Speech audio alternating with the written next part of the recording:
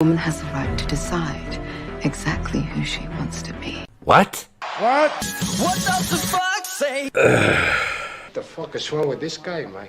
Pepperidge Farm remembers. It's me, Austin! Oh, son of a bitch! Yeah, that works. I like all right, that a lot. okay. All right, moving on. Hey, what about Tulip?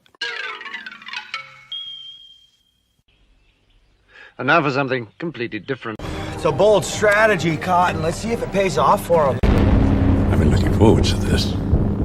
Come with me, and you'll be in a world of pure imagination. Take a look, and you'll see into your imagination. We'll begin with a spin, traveling in the world of my creation. What we'll see will defy explanation. If you wanna view paradise, simply look around and view right. Anything you want to do, hey, wanna change the world. There's nothing to add.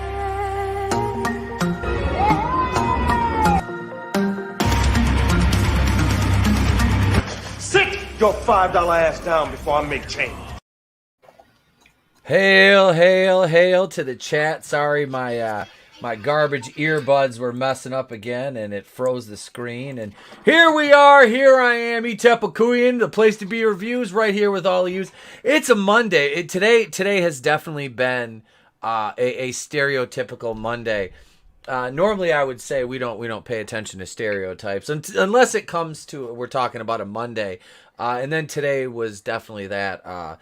Batwoman took what 7-8 hours to do that video today. So go watch that if you haven't seen it yet. Well, not right now. Wait till the end of the show, then go watch that. If you can stand another 21 minutes of me ripping on Batwoman. If you can notice, yeah, the beard's coming in rather thick and full. It's lustrous right now. It's very soft. In case you're wondering. It's not rough at all. I oil it, and it's very soft. So you gotta have something. I don't have anything here. So, oh yeah, hi. I'm doing a fucking show. How are we, everybody? Let me welcome this chat. Let's see who we got in the chat here tonight. We've got Superfan Adam Shawhan. Cheers to y'all having a nice cold Miller High Life. I will see you tomorrow, Adam. Yes, that's right. Me and Adam are going to be meeting up tomorrow. I'll be seeing him tomorrow. Hail to Brutal Morningwood. How are you, sir? Keely Chow, the Phantom Menace Ultron. There are no strings on me. There you go. There's that Frank in the Shawhan Wiener Dogland. Who else we got up in here? Red Gaze in here, of course. Tina Bojan. Hello, Tina. Good evening. Fun University. Hello and F you all. F you, Fun University. Welcome. Welcome all. Thank you for joining us. Those commenting, those just lurking in the background and laying back in the cut, welcome. We've got a great show planned for you this evening. Waiting on our guest to show up. He'll be here shortly. And if not, you've got me, Tony, and Red, and it's Monday night. What more do you need than us three? But let me introduce to you my co-host with the most, ladies and gentlemen, Mr. Tony ToneDef. Problem is, if I sat my $5 ass down, there'd be a coin shortage. Ladies and gentlemen, it's the owner of the worst channel on YouTube and commander to the legion of deaf heads, the world's wokest warrior, primitive-sided, toxic fanboy aligned with the like-minded, Tony ToneDef rocking with you. We're going in raw, the place to be, reviews. What's up, everybody in the chat, everyone on the panel. Another great Monday. I'm always looking forward to these, and I'm looking forward to a great show and a great week. Thank you, as always, Tony, for joining us, man. And I know humans too. Yeah, definitely. Today's been one of those days, and I know you've had one of those too. So I don't blame. It's always a fuck humans day, though. Well, you know who I blame. Wait a minute.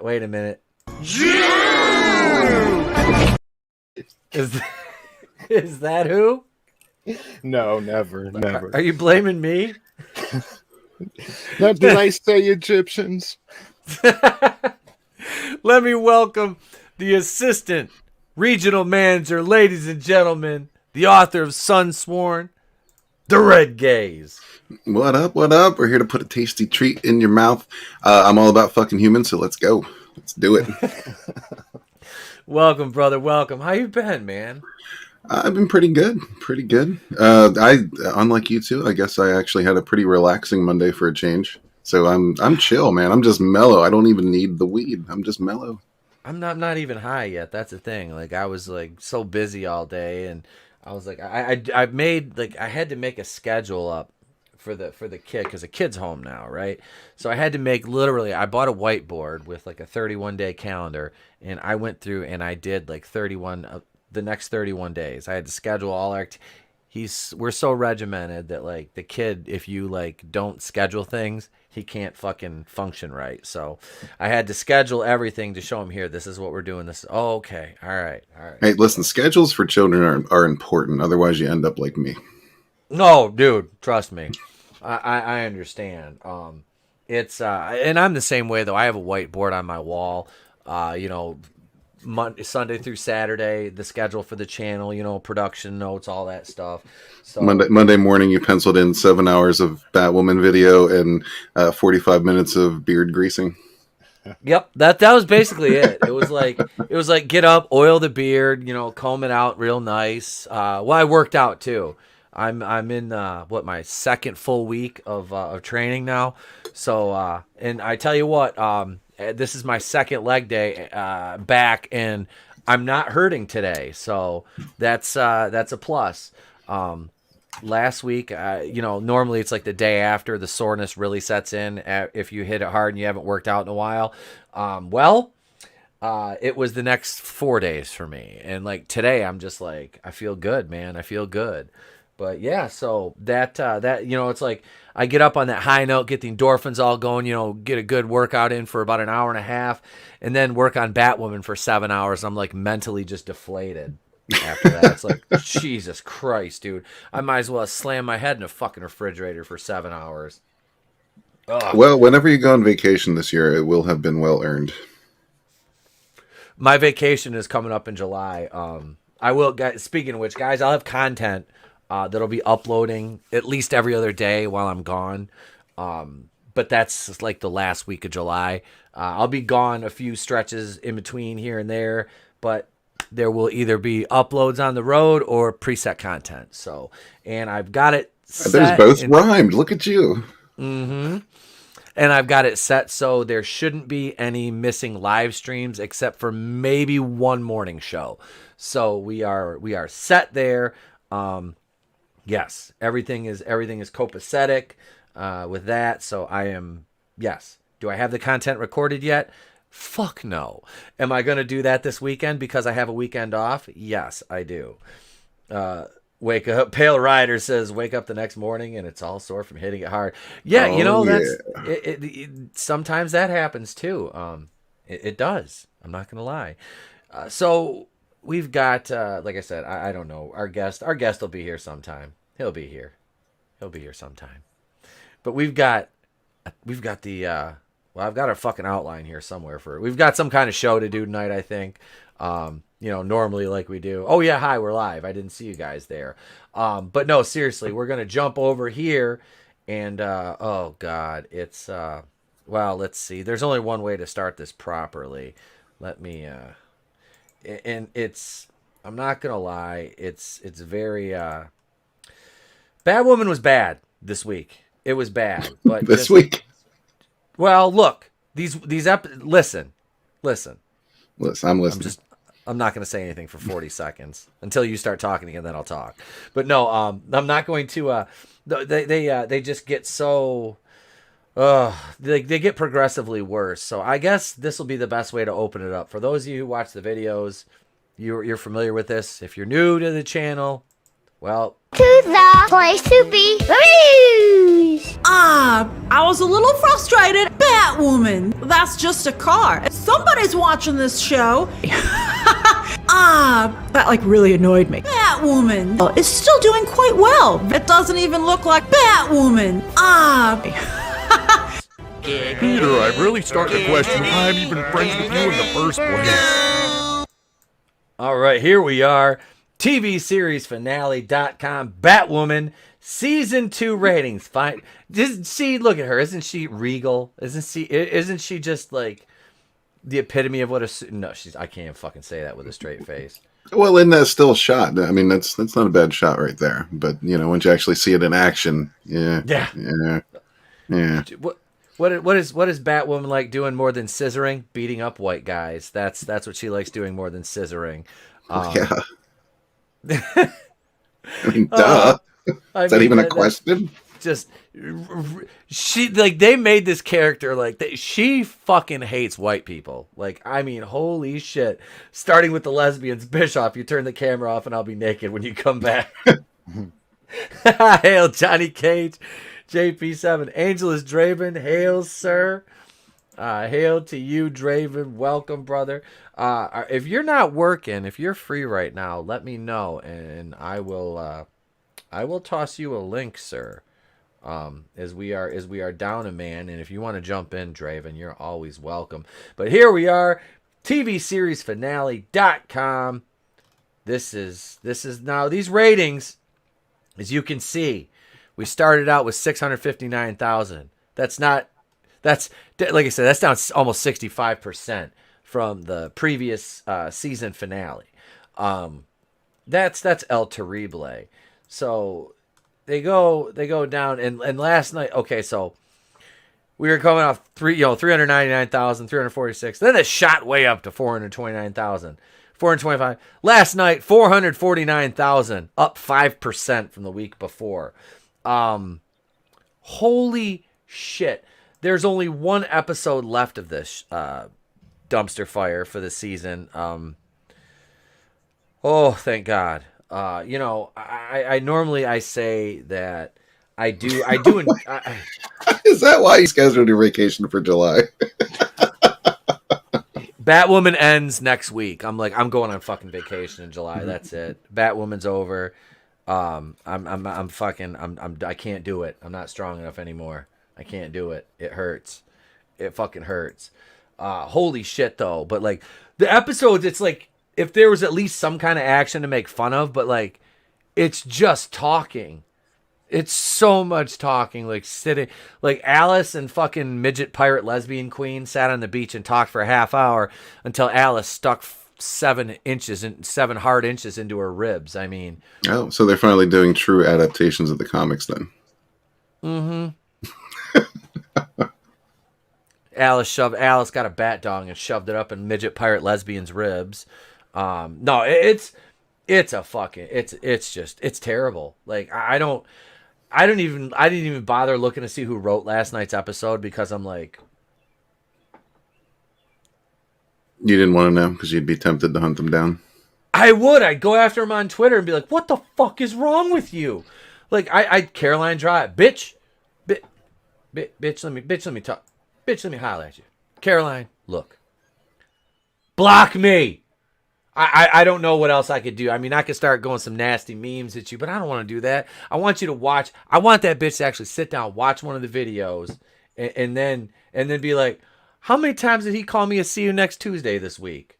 I think I called her a cow this week, maybe once. I don't know. I just tried, and I was like, you know what? I'm not wasting my breath on you, Caroline. There's so much other shit in this fucking show to tear apart. God help me. God help me. I'm talking, this is video number 64 about Batwoman. 64 videos in just under 2 years. Okay? The season finale will be the 65th video. I only have 47 Star Wars videos on my fucking channel. I started out as a Star Wars channel. This is where I'm at. This is what it's come to, ladies and gentlemen. It's the YouTube equivalent of sleeping in the gutter. Yeah, it really is. But you know what? None of my other videos get 40 views in an hour. So they keep shitting out episodes of Batwoman, and I'll keep turn my fucking brain into porridge that the 3 little bears wouldn't eat. The fucking bears or the pigs or whoever wouldn't even eat. I don't know. Harold, feed them to the pigs. But yeah, so the ratings last night were shite from Batwoman, and may God have mercy on our soul. It is an absolute fucking just horrible, horrible dumpster fire. And the only thing I look forward to with that show is just being able to use this. I mean, seriously, I just look forward to it. The lesbian! You don't need to hurt yourself to use that, you know. I don't, but it just like, it's more of a payoff. It's like, I get to use the scissor gif, or like, I get to use the Eric Bischoff gif, you know, because the show is just so bad. Has anybody seen has Grace Randolph talked about it since she did her season 2, like, premiere video? Not that I'm aware of, but listen, that's kind of like being a cutter, E-Tep, right? And you're like, well, I get to pay off, though. I get to put this cool Neosporin on the cuts. I do. Speaking of cuts, I almost cut the end of my finger off. It's healed up a little bit, but like I took like a whole chunk of it off. I was we were making tacos there. I was up at the beach or at the campground there. I'd maybe had a few pops, and my buddy's wife's like, "Hey, can you grade this block of cheese down?" Now, mind you, it's like 85 degrees, 90 degrees out. All right. I hate cheese graters. I hate cheese graters so much. I got down to where there was barely anything left, and I slipped. And as soon as I did it, I made a fist and pulled my hand out and grabbed whatever cheese I had right there and just threw it on the ground. And I'm not even worried about my fucking hand. I'm just looking like, did I get anything in the cheese? I'm like, is there anything in the cheese? Nobody complained, so I'm like, fuck it, whatever. Why is this cheese red? Don't even fucking worry about it. Just eat it. It's fine. You're fine. You don't have AIDS. You're fine. It's all good. Not Tom Hanks from Philadelphia. It's all fine. We're all fine. It's taco seasoning. Shut your mouth. But yeah, I was like, son of a bitch, what happened? I don't know. I cut my finger. How bad? I don't know. Just a little bit. But yeah, then, the bitch is like, I finally unwrap it today, because I've been rebandaged and everything. I unwrap it today. I'm like, all right, it's fine. I can let it go. Let it get some air to it and everything. And I'm fixing the boy lunch, and I go to turn the sink on and boom, bump it on something, fucking starts bleeding. I'm like, come on.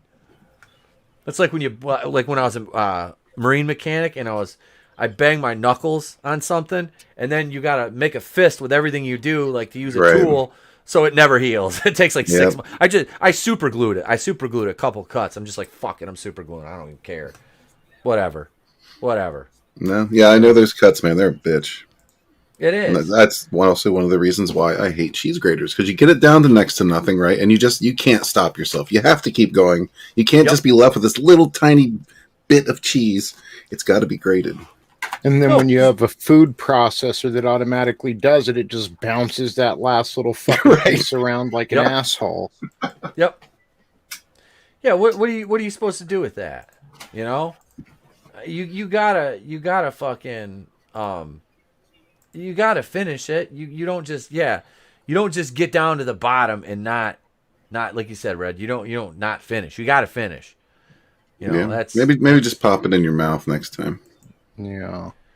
I don't know, like George Costanza. This is my dream to be shirtless eating a fucking block of cheese the size of a car battery. Jerry, I find it odd that you equate this bachelor utopia with eating cheese shirtless. I don't get it, George. I don't get it. I don't get it. And then when George finally gets to do it, the in-laws show up. Well, former future in-laws of his dead fiance. But goddamn. Let's see here. Let's do. Hey, Lola, how you doing, girl? Welcome. Missed you on the ladies' night stream, but let's put it this way: we missed the ladies on the ladies' night stream. It started out with myself, Saggy, and Katie, the meteorologist. Katie, and then Tony came on because Vassy and Lola couldn't make it, and then Katie had to leave because a tornado came, and she's a storm chasing meteorologist, and then Saggy had to leave because she had an interview with John Delaraz to do, so she was on for an hour and a half. Props to her. So Vassy and Lola didn't make it. So it turned out it was me and Tony with the two, and then they left, and then it was me and Tony and Drew and Sal. that's how last Wednesday ladies' night ended with 4 ugly dudes. It was like bad lighting, you know. It's like you start out and you're like, hey, and you get in the light, you're like, oh, you know. That was basically us. Killing boners all around. That's what we did. I hate to be the 14 or 15-year-olds that got warmed up thinking they're gonna come see, you know, a panel with a bunch of attractive women. And, ta-da! All of this. That's what you get tonight. That's what you get. You're assuming their gender, ETEP. Did you at least have your beard greased though? I did. It was all greased up and waxed. It was all. I put the Soul Glow in it. They still make that? I wonder if they still make Soul Glow. I don't know, but one thing I couldn't find last Wednesday night was the goddamn bumper for just the headlines. Not realizing that it was right by the buy or sell one, but regardless, it's time for buy or sell as soon as I get this. There we go. Now it's time for buy or sell. It's buy or sell. Buy or sell. And if you crackers don't like it, you can go to hell. I'm Cleveland. Buy or sell. It's time for buy or sell. All right. Was that Javicia Leslie singing the buy or sell song? He was just trying to find something that could kill boners faster than his own appearance. Somebody fucking told me I look like Brian Posen on a stream. I almost told him to go fuck off. It was somebody in the chat. I was like, I will fucking come through this screen and kill you. Like, motherfucker, Brian Posen? I am way more handsome than that motherfucker. Like,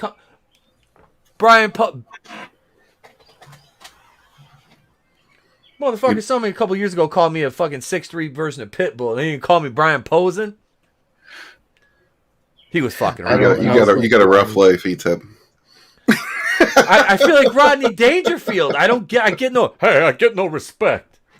You know? Hold on. I'm going to have to jump off of my Javicia Leslie, Monica Rambeau comparisons and Google Brian Posen. Let's see. Are you checking for accuracy? Oh, I know that guy. Yeah, he was from, yeah. Okay, I knew the name Brian Posen. Glinzer, no idea who Brian Poison is. He was the backup singer in Poison. He's actually funny, but I don't look a fucking thing like him. God damn it. It's probably just the beard, you know. It is. You have roughly the same beard shape. You know, yours is better groomed, but and the glasses. Yeah, the glasses, yeah. And head and structure and I'm fucking okay, you do look like Brian. Yeah, fucking. And this is the ETEP Okuyan show.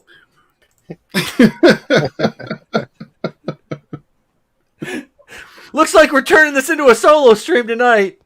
Me and all my friends, just me. So is Sarah Silverson? What? Blah. Never mind. Sarah Silverman. Sarah Silverman, nice in person. This is what I was going to ask, but I shit all over my own point. I re-uploaded a video today. Why wouldn't my joke come across like that? Fuck humans. Oh, God. What the funkin' wangles. All right, so the first buy or sell tonight is this. What do I do? Spit on the fucking screen?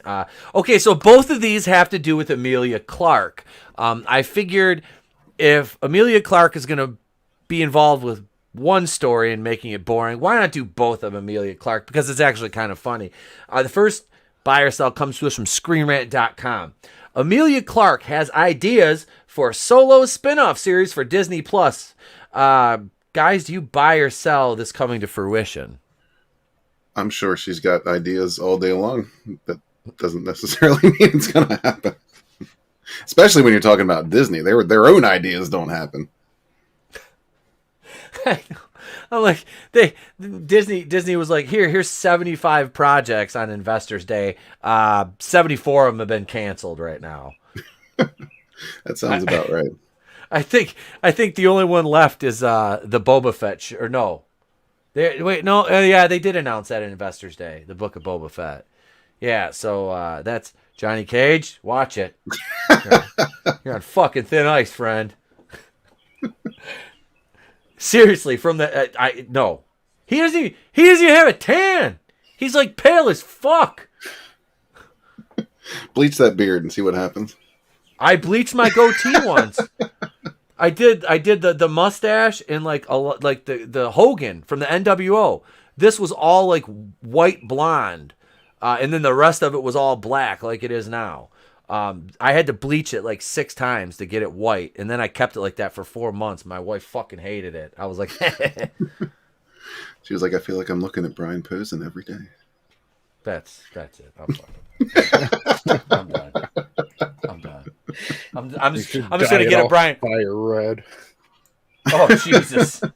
Oh shit! Yeah, I just got a promotion. I should probably watch it. It's not like I have a soul anyway. I might as well dye my fucking beard red at this point. What the fuck, what difference does it make? So I'm selling this Emilia Clarke right there. They're not gonna do a solo. Here's a great idea. Let's fucking dump a bunch of money we don't have into a show based on a movie that lost us money because everybody likes that. That just seems like a good fucking idea. Yeah, I mean, nobody wanted the first Solo. Why would they want a spinoff of something nobody asked for in the first place?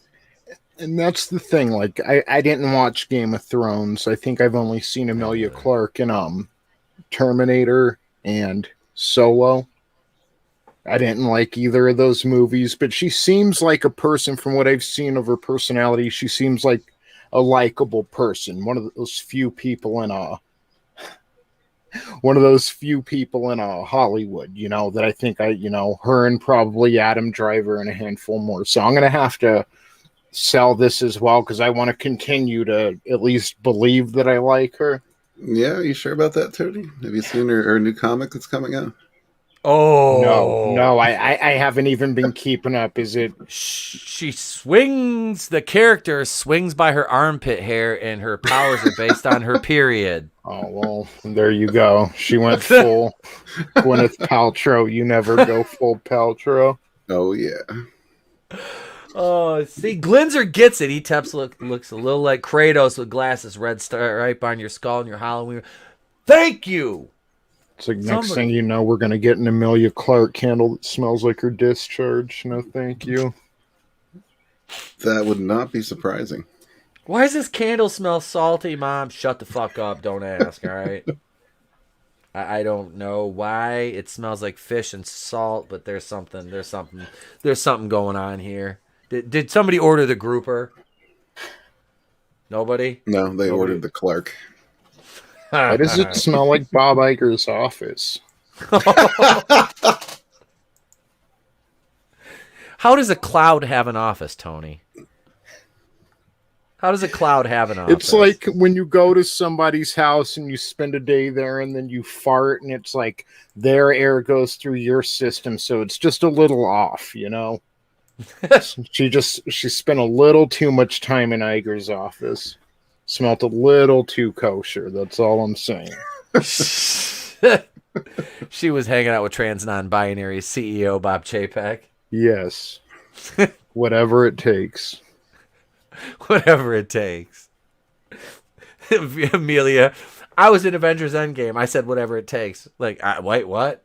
I'm going to edit that together. I'm going to find people saying whatever it takes from just random movies and splice it together with the end of Infinity War when they're all getting ready to time travel, going to the quantum realm. Hey, whatever it takes, man. There's got to be one with Emilia Clarke saying that.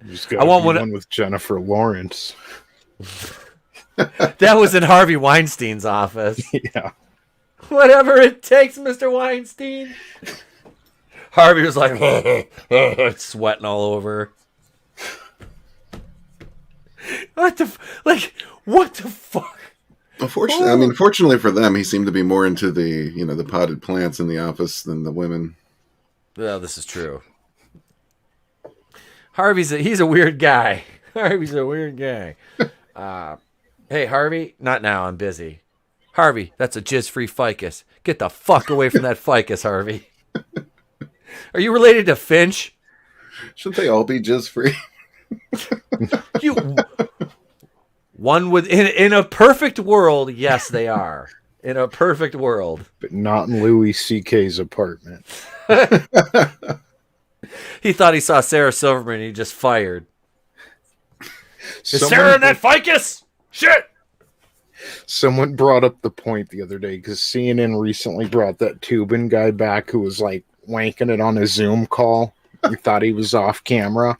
He got fired like 6 months ago. So they bring him back on like a panel full of girls, and it's awkward. But they're like, Louis C.K. did the exact same thing, except he at least asked permission.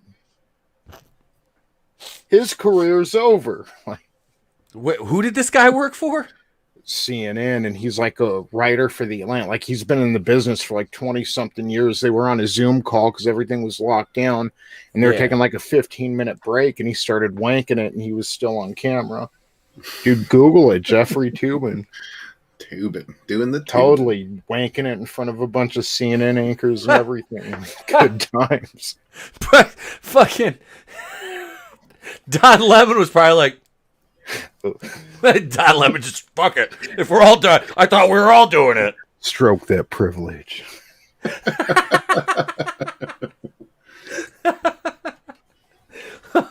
Yeah. It's like the blackest you've ever sounded. Jesus Christ.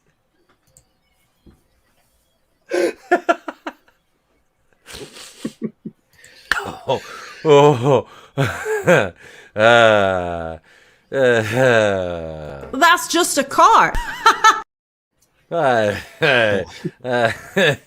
Don Lemon sounding black. Is the world ending? Yeah. So Amelia Clark. So our second Amelia Clark story doesn't involve Don Lemon stroking it to somebody else stroking it on a CNN Zoom call, or Louis C.K. jizzing in a ficus after asking Sarah Silverman's permission but thinking he saw her ghost. No, this comes to us from MovieWeb. Amelia Clark wants to spend 10 years in the MCU. Buy or sell, will she last a decade? Now, she lasted, the entire run of Game of Thrones, but she has an MCU role in one of the upcoming movies that I don't care about. Yeah, I just read about that the other day. Now I can't remember either. I was like, oh, she's going to be in that. Yep. Yeah, she's like, they were just talking. I could go to MovieWeb to look up the article, but Thor something. Is it Thor, Love and Legumes? Kevin Probably Thor? Not. Kevin Thor, Love and Fiddlin' Lady Thor's Bean? I don't know. Googling it now. Johnny Cage JP7 says that settles it. Consent doesn't matter. Oh, Secret Invasion she's going to be in. The Secret Invasion TV show, that's right. Well, if she's going to play a pod, I don't think she'll have a problem. She's got the personality for it. Greg Levitri says, don't those weirdos have internet porn? It's fucking free on the interwebs, for fuck's sake. Yeah. Thank you. Dude, if you're... I don't know what would, I don't know who was on the Zoom call with him or what would, force you during a fucking Zoom call with a bunch of coworkers just to be like, you know what would really go hit the spot right now? If I just busted a fucking nut. I'm pretty sure shrieking about the orange Glorm Fizz porn for them. So they're on a Zoom call with a bunch of people in the press. Yeah. And the farther we get away from this past January, the inauguration, the weirder and weirder it makes these people look that they still can't. It's just and I don't care if you support. It's just like, dude, we have a new president to make fun of now. The thing is, these people don't realize you can make fun of every president. It used to be done back in the day, and it was called satire, and it was fucking beautiful, and it was brilliant. But those are that's what happened. You had actual writers. Let's see. Glinzer says Don Lemon would be cruising for a Tubin. Johnny Cage. JP7 says the MCU itself isn't going to last 10 years, let alone with her in it. Right. I was going to say, too, and not just actual writers, but actual comedy. Yes. You know, like comedy is something that it's starting to come back. We are having little, glimpses of it with Jon Stewart and others. So I think a few others have spoken out recently, Chris Rock. And so, it could make a comeback, but it could. Yeah. Kevin Hart's recently talked about it. Yep. Yeah. I think Kevin Hart's like, I can't perform because people I can't, do my job because people get so offended. Something along those lines. Yeah, and it's sad because that ruins comedy. Stand-up comedy's basically dead right now. Because like the last 4 years, all it's been is ha ha ha, Orange Man bad. Ha ha. Yeah, that's basically what comedy has been. I mean, with a few exceptions, obviously. But comedians, and I heard this elsewhere, but I mean, comedians are outcasts. They rebel, they go against society, They have a certain point of view. And right now, all of these comedians are going along with society. Right, but they're getting tired outcasts. of it. Yeah. The smart ones are. Yeah, yeah. Comedians could be what saves us. Yeah. Oh, it is. And this is Red Screeny sharing right now. Here is the Jeffrey Toobin. This is... Yeah, these expressions are great. The guy up top even called in his friend to take a look. Yeah. Dude, check this guy out. He's here jerking off. He's like, how big is his American penis? I don't know. I apologize. Lord, I apologize. Look at Sean. Look at Talcum X up there in the upper right corner. And look at Sean Collier. He's fucking appalled. He got up. He was like, I'm done. One of the doozers from Fraggle Rock in the middle here. She seems excited. Aubrey Plaza over here on the left is. I never thought I'd see Aubrey Plaza react like that. Let's see. This is the ghost of Elizabeth Banks' career down here in the middle. I think this is some dude from the 90s. This guy looks like Penn Jillette's son. Isn't Penn is he the big guy? Is Penn the big guy and Teller the little guy? Yeah. Yes. Yeah. Well, it's the big fat one's son with the ponytail. This guy looks like him. And then Michelle Obama's in the bottom right corner, and he does not look happy.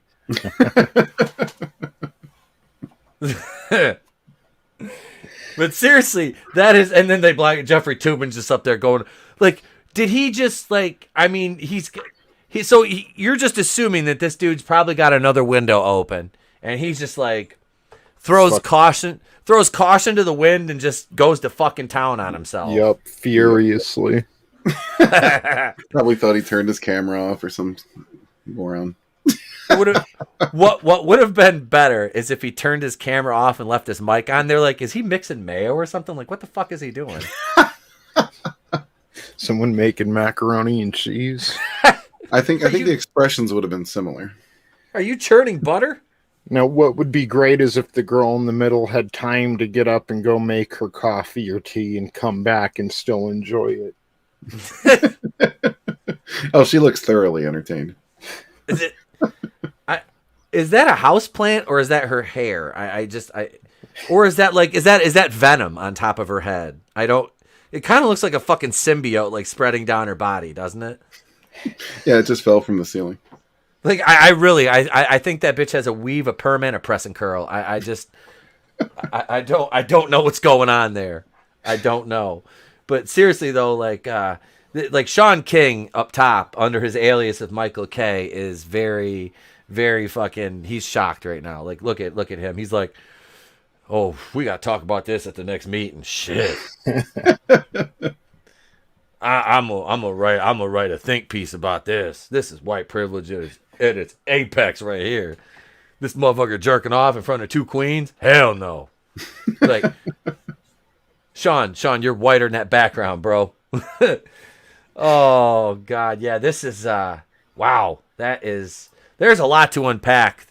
I mean, they bring it back on a panel full of women, right? Like,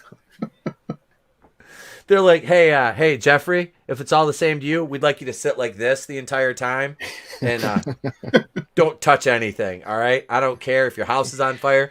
Sit like this until you burn to death. He's like, okay. That'll be acknowledging your privilege. Oh, God. Whatever gets me that check. Right? I mean, that is something. That is definitely something. Wow, yeah, I don't. And just for reference purposes, this is who we're looking at here. Sorry. Oh, so you can imagine. You can imagine how beautiful that was. Oh, like a little robin's egg in its nest. JM 2021 says Sean King. Ever here we have OJ reacts to Tubin.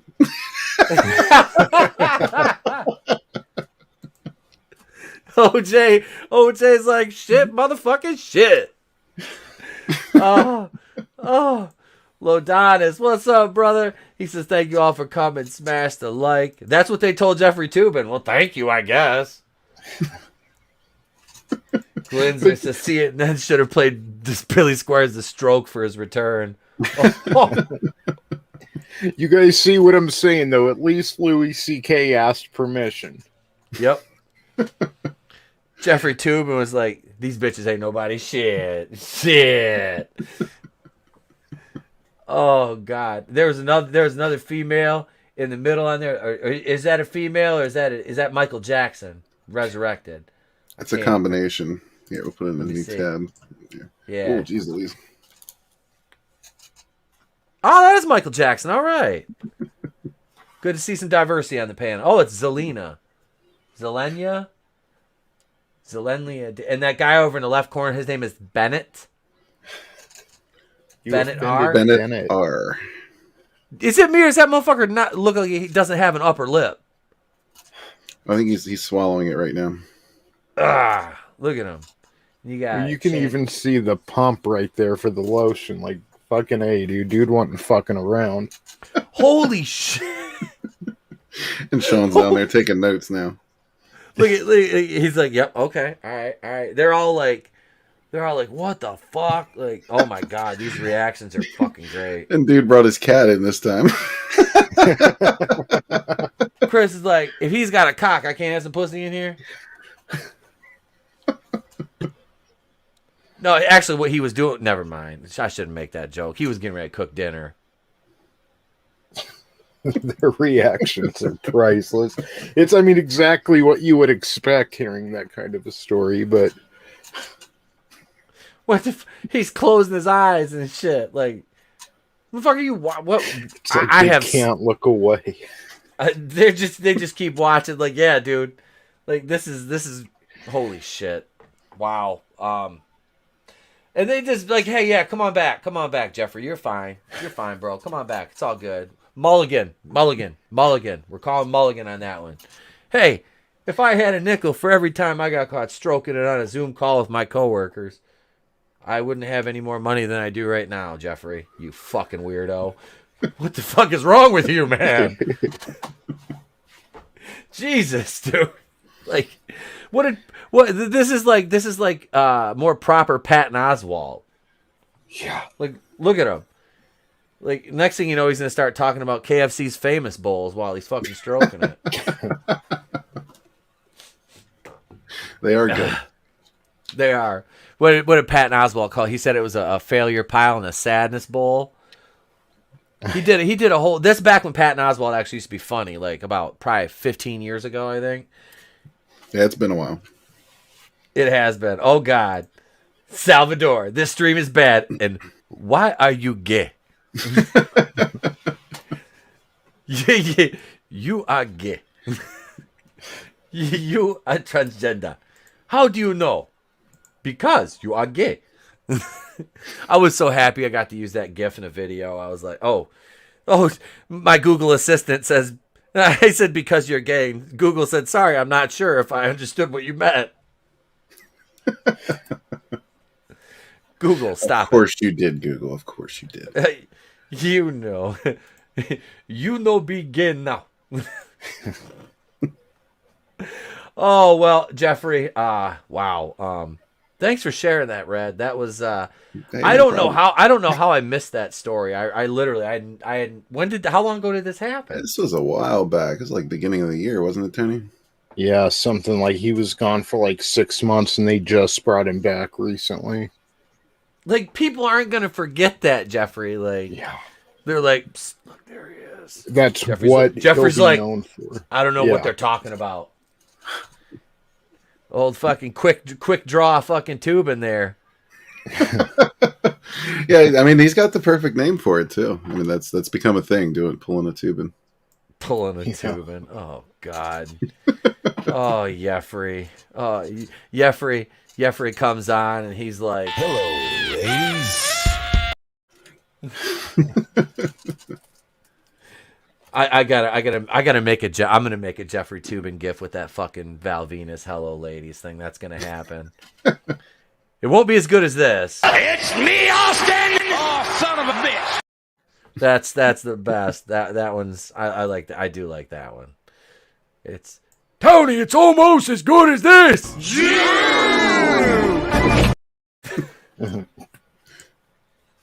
I can't help it. I can't. Sometimes I just can't help my own anti-Semitism. I can't help it. My rampant anti-Semitism.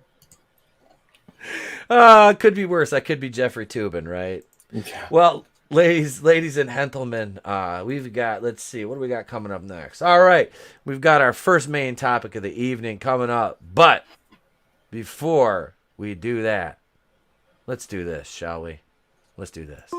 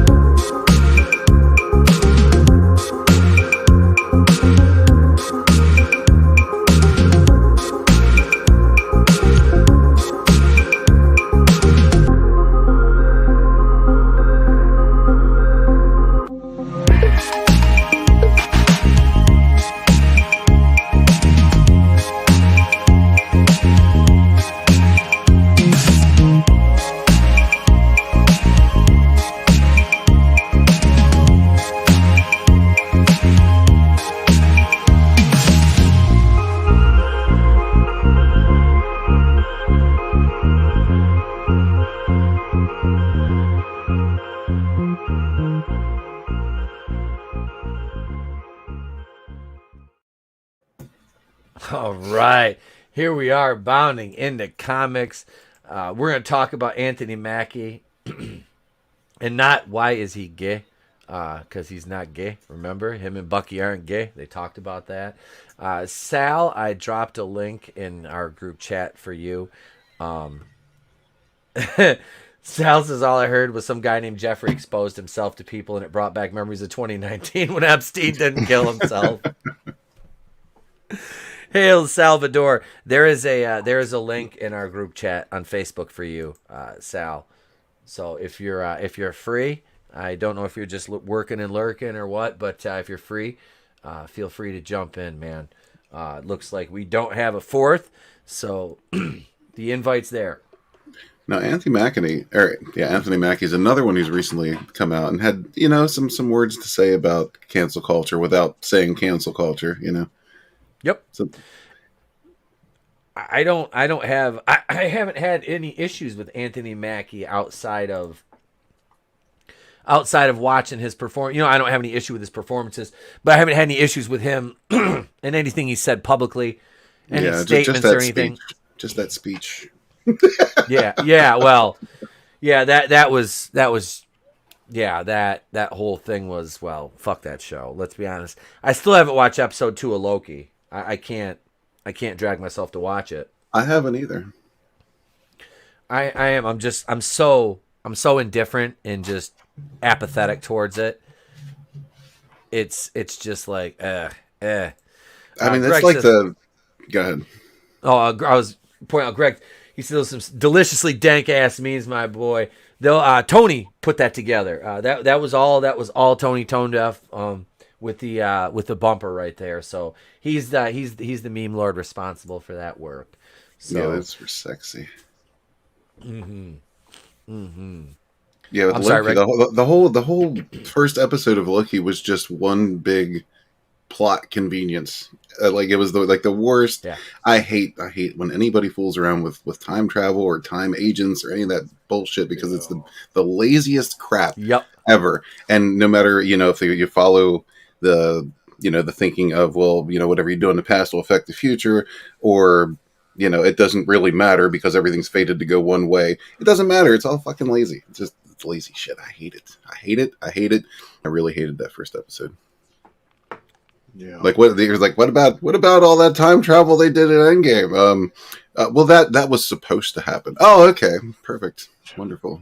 But and then all Loki did was grab the Tesseract. Shouldn't it be on the person who dropped the Tesseract? Shouldn't they face any kind of, Good point. Like at what point did it go awry? Like, why wouldn't you grab the Tesseract if it fell in front of you? I mean, Mm-hmm. Yeah, and especially Loki. I mean, that's especially Loki in that position. Of course he would. Yeah.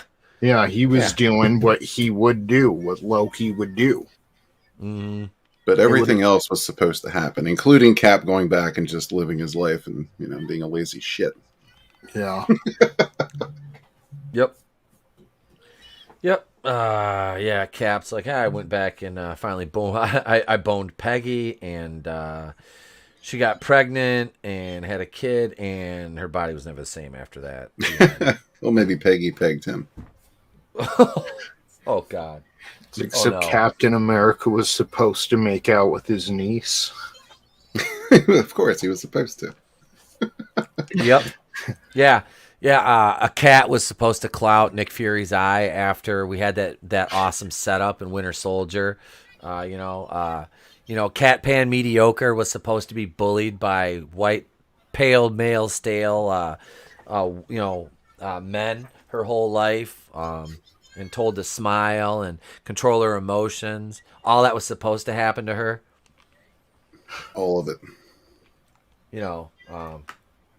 Thor was supposed to fuck up and become a fat hunk of shit, and have diabetes and have a foot cut. Oh wait, that wasn't Thor.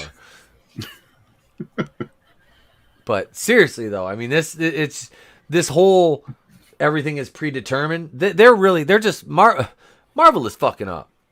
Marvel is big time fucking up by the numbers, man. And they should have just rebooted the entire thing after Endgame. I was just going to say exactly. Make it like analogies, but series like you told the Infinity War saga. Now you can tell another saga. And if you have to recast some people, that's fine. It's kind of starting from square one. So you don't have to... Because the House of Cards is going to topple at some point. And then when you start messing around with time, that's going to cause more inconsistencies and plot holes than anything. Yep. Yeah, well, I mean, they're playing around with the multiverse and all this bullshit now. So, eventually they're probably just going to reboot everything. But yeah, I agree. They should have just, gone with another old storyline like Secret Wars. The old Secret Wars was really good. They could have went with that. Yeah, from the 80s? Oh, yeah. Yeah, Beyonder. Yep, that was like, what, 83, was it? Yeah, actually give Spider-Man, the black suit the right way. We could do that. That would be cool. Yeah. Mm-hmm. Yeah, but I have I don't think they're going to give him the black suit in the MCU. I shudder to think how they would do it. And this is another thing. Johnny Cage, JP7 brings up an excellent point here. You have the X-Men and Fantastic Four now. Just reboot the whole damn thing. Yeah. And I've said this. The Fantastic Four is the one thing. The X-Men are fucked because they're not going to call them the X-Men. They're going to be mutants, and they're going to try to be like, oh look, they're all women. They're led by a woman. Look, you fucking bigots. If you don't like it, you're a bigot. And we're all like, well, we liked it when they did it back in the 90s and the 80s in the comics. And, nobody ever complained because that was just the way it was. Like nobody cared if Storm was a black woman and led the X-Men. She's a badass fucking character who controlled the weather. Yeah, Storm is a very beloved character, and she always has been. Yeah. That's all this shit is just manufactured. Yeah, I mean, what they could do is maybe we focused on the Avengers for 13 or so years now. Maybe we could focus on the X-Men next or the Fantastic Four next, and just give each of these teams a decade, and just forget all this disgusting shit they're trying to do now exists. Yeah. Go ahead, Tony. I was just going to say, even in the early 90s, when the X-Men cartoon was out, like, everyone was that was a show for everybody. Like, yes. I knew girls who were watching that and boys who were watching that. Like, we used to say back when a bunch of this started riling up that they're like digging up problems from the past or that aren't there. And I mean, this is the same, like, X-Men has always been for everybody. Just, I don't know. They act like pioneers of a trail that was discovered a long time ago, Mm-hmm. Yeah, this is a good one. Glinzer says Sony is the only thing barely holding Disney in check. If they sell Spider-Man, it'll be Bill Paxton Aliens quote. Yep. Game over, man. Yep. I don't want Sony to sell to fucking Disney. Fuck Disney.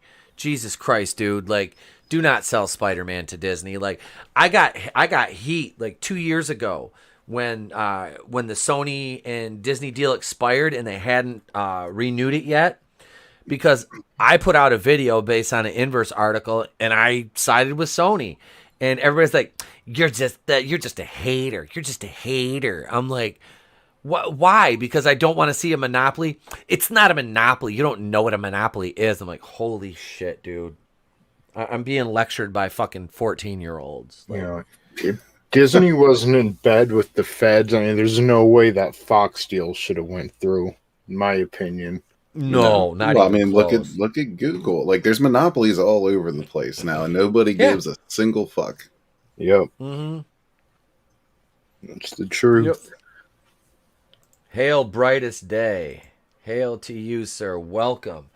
If you're not, Tony, can you share Brightest Day's link in the chat? Yeah, go over and subscribe to Brightest Day's channel, man. He's putting out steady content. Go over and give him a subscription. Let's get into this article, though. This is Josh Berger from Today, Bounding into Comics. Big shout out to the crew over there. Anthony Mackie says he had to overcome his, quote, fear of representing a country who doesn't represent you, unquote, before playing Captain America. Right. Come on, Anthony Mackie. Come on, man. Come on, man. Come on, man. Do better. Do better, Anthony. Do better.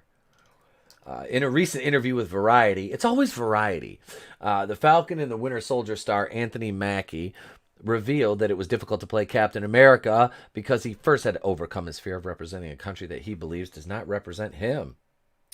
Right, Anthony. What's that? A rich millionaire? This country doesn't represent rich millionaires? Yeah, it must have been all that white privilege that kept him down and unable to work in Hollywood. I think so. I honestly think it is. I think you're spot on. I've worked so long in this business and I've done so many things that I felt were not appreciated or overlooked or things that were not considered to be worthy of promotion. And this is like my first promotion, Mackie told Variety. Well, I remember a lot of promotion for 8 Mile, because wasn't he Papa Doc? And I remember a lot of promotion for, what was that other little movie he was? Oh, yeah, Straight Outta Compton. I remember a lot of promotion for those, but I guess, what the fuck do I know? I think what's really been keeping him down up until now is his tiny head. His head's too small. His head does look a little small for his body. It's kind of funny. It's almost like the guy in Beetlejuice. Maybe not quite that bad.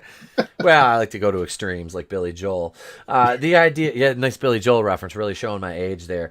The idea of being Captain America, I think that's the whitest fucking thing I've ever said. I just made a fucking Billy Joel. Why don't I just make an Elton John reference and get it over with? This guy, we're talking about this poor black man who was having to overcome his fear of being, black in America, and you go straight white.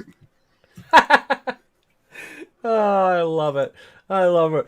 The idea of being Captain America was something that I never fathomed. It should be fathomed, or I had never fathomed, or I couldn't fathom. I don't like the wording. I don't like the wording. Is anybody else finding the irony of a Pampers commercial right next to this dude whining and crying like a baby? I think it's good. I think it fits. And speaking of guys in Pampers. There's Mandy, what's his name, Mandy Patinkin? Or because it was so far-fetched. I wanted to be in the comic book movies so I could be the guy in Spider-Man that goes, "It's Spider-Man." That was as far as my ambition could take me in that universe, the actor added.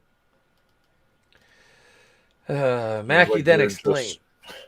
Oh, go ahead, Tony.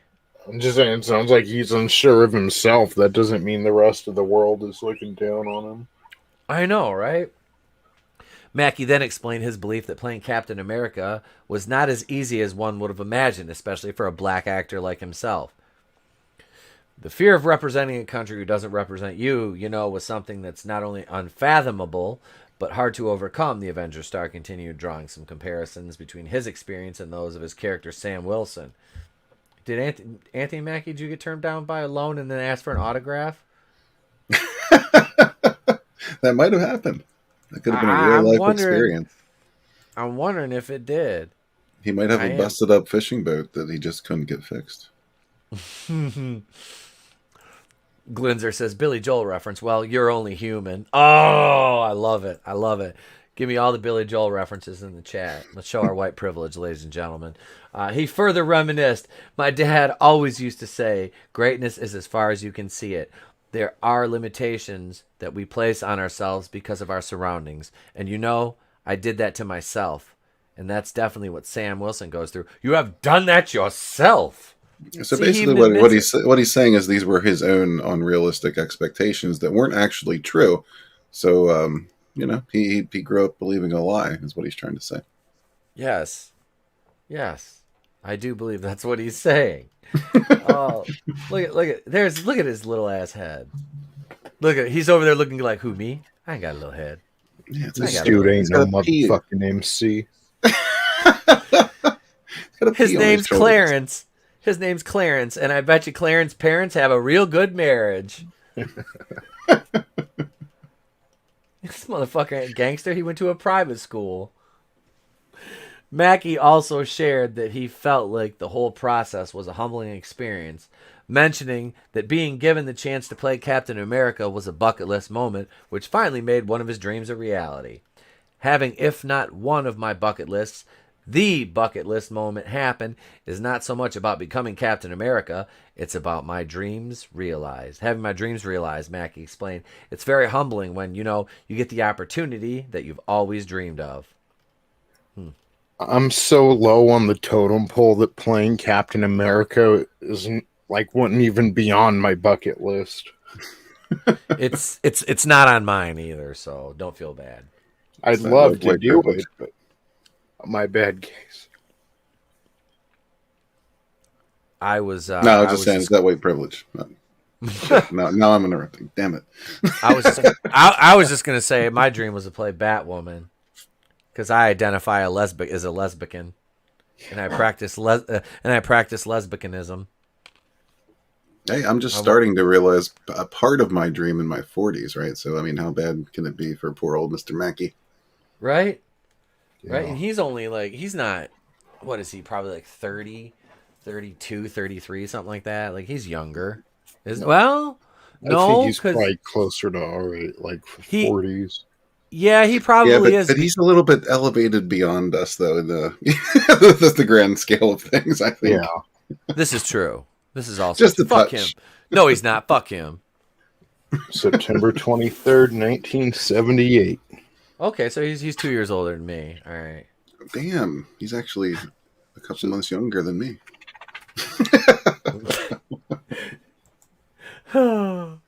We're all old as fuck here, ladies and gents. He's complaining when he's, around our age, and he got to play opposite of probably the number one musician in the world at that time. The number one music figure. And 8 Mile was hot. Like, that was everywhere. Yeah. Oh yeah, it was. And then, I didn't see Straight Outta Compton, surprisingly, but I haven't seen that yet. But I know that was everywhere, too. And now, I've always liked him in the MCU. That's a classic scene at the beginning of Winter Soldier on your left, Yes, it is. So, I mean, again, like, as far as I'm concerned, the country represents him. So he just sounds, like he let some people get into his head. Yep. Glinzer says bucket list unfulfilled. He's not Captain America. Steve Rogers is. Not Sam, not Bucky, not some Native American dude with a horrible costume. What was the other girl? Puerto Rican? Brazilian American. Yep. Yeah, what about Brazilian Americans? Is that... Hey, welcome new subscriber, Pale Rider. Thank you for subscribing. By the way, I wanted to say thank you. I got my 2 subs back from YouTube took them away, so I got 2 back now. So hey, let's keep those numbers going up, ladies and gents. But thank you. Yeah, Anthony Mackie's Anthony in the words of I think it was Ice Cube. You kind of sound like a little bitch right now. You kind of sound like a little bitch. Or no, I'm sorry, that was Lorenz Tate in Menace to Society. I got my hood movie quotes wrong. See, that's that white privilege coming back. I'm fucking telling you. I'm just like, all the hood. They're like, what are you trying to say? All hood movies are the same? I'm like, no, I didn't say that. You said yeah, that. pretty much they are. Yeah, well, let's just be honest here. Yeah, they are. Let's see. What is interesting here is that Mackie suggests that he went through the same process as his character Sam Wilson went through in the Marvel Cinematic Universe, going from playing the Falcon to Captain America himself. However, when Steve Rogers gave Sam his iconic vibranium shield at the end of Avengers Endgame, Mackie's character hesitates for a moment and tells Steve, "I'll do my best," only to reject the shield throughout the majority of Disney Plus's Falcon and the Winter Soldier. Does he realize this is make-believe? I don't think he does. I don't think he does. Mackie also asserts... Oh, go ahead. Does he really think he's out here doing this shit? Like, Tony, you haven't had the black experience, all right? So you can't speak on this. How is it? When are they going to make that a ride at Disney World? The black experience? I would love that. That way all us whiteys could go in and find out what it's like firsthand. Right? I mean, they're going to make Wakanda Land, so I mean, I don't know. It could be a ride in Wakanda Land. I mean, Bucky probably took that ride when he went to Wakanda. Oh, I'm sure his one-arm ass did. They're making look at the one. He got pity from the what are they called? The Andrea Doria, the guards, the Dora Milaje. I just call them the Andrea Doria. Fuck the Grace Jones. Troop. The Grace Jones 5. That's no lie though. I can't even clown. I thought Grace Jones was hot with her shaved head. I did. I don't know. She always kind of repulsed me. I'm sorry. It's fine. It's fine. It's fine. It's fine. It's all fine. We're all fine. Just a weapons malfunction. No, I don't mind. I don't know what it is. It's just Grace Jones, I think. I preferred Denai Guerrero with her wig that she wore into the nightclub. Yeah, I just pointy stick Wakanda lady that killed Corvus Glaive. That's another one that got me called a racist. Like I said, it's not like I hate the movie Black Panther, you know. It's like that's one of my favorite MCU movies, despite, and I say this all the time, despite it being kind of shite in spots, but it was Chadwick Boseman that lifted that fucking movie up, you know, despite the flaws. Oh God, yeah. It just. It's true. He was a hell of an actor. He really was. He was good. That was the thing about him. Like he lifted that movie up. It had a good cast, but it was just him. He was better in Civil War as Black Panther than he was in his own movie, though. No. That's the thing. His performance. Yeah, it seems to be a common theme in Marvel. Yeah. It was. It's like here's your. Yeah. Well, what is it? Did Ryan Coogler too? I don't know why they think he's like such a fucking genius. I'm like, what else has he done outside of the Black Panther movie that didn't need to be nominated for fucking 9,000 Oscars? The wasted Claw that pisses me off so bad. They just killed off Claw. Oh yeah, I was waiting since Age of Ultron. Like, okay, like ugh. Yeah. He's I made it rain. Like, what the fuck? You want my mixtape? But get him the SoundCloud link for the mixtape, eh? Like, shut the fuck up, dude. Stop. Who's writing this shit? Stop. Yeah. Do you have to make him a bumbling fucking idiot? I thought he was gonna be like he would have been perfect for like after the snap, and there aren't many people, like yes. Stupid. Killmonger was a shit character. I don't give a fuck what anybody says. Killmonger was a shit character. It wasn't Michael B. Jordan's fault. It was the writing and the way they made him just kind of a whiny little bitch. I'm just gonna say he was a whiny little bitch. I didn't.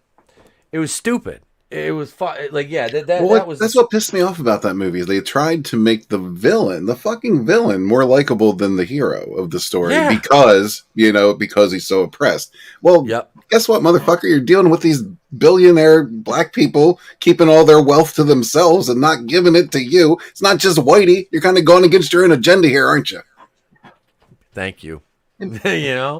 It's absolutely ridiculous. God, like I just there goes one sub. Sorry, I must have said something. Well, that was probably my fault. I apologize. I think whatever.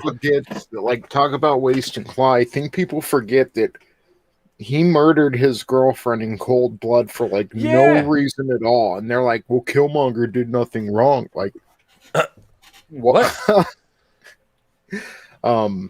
So I don't know. Maybe that speaks to our demoralization. Well, yeah, it's like how many innocent people did he kill? Yeah, just as a means to an end. He killed his own girlfriend. And didn't he kill the other guy that was working with him too? I think so.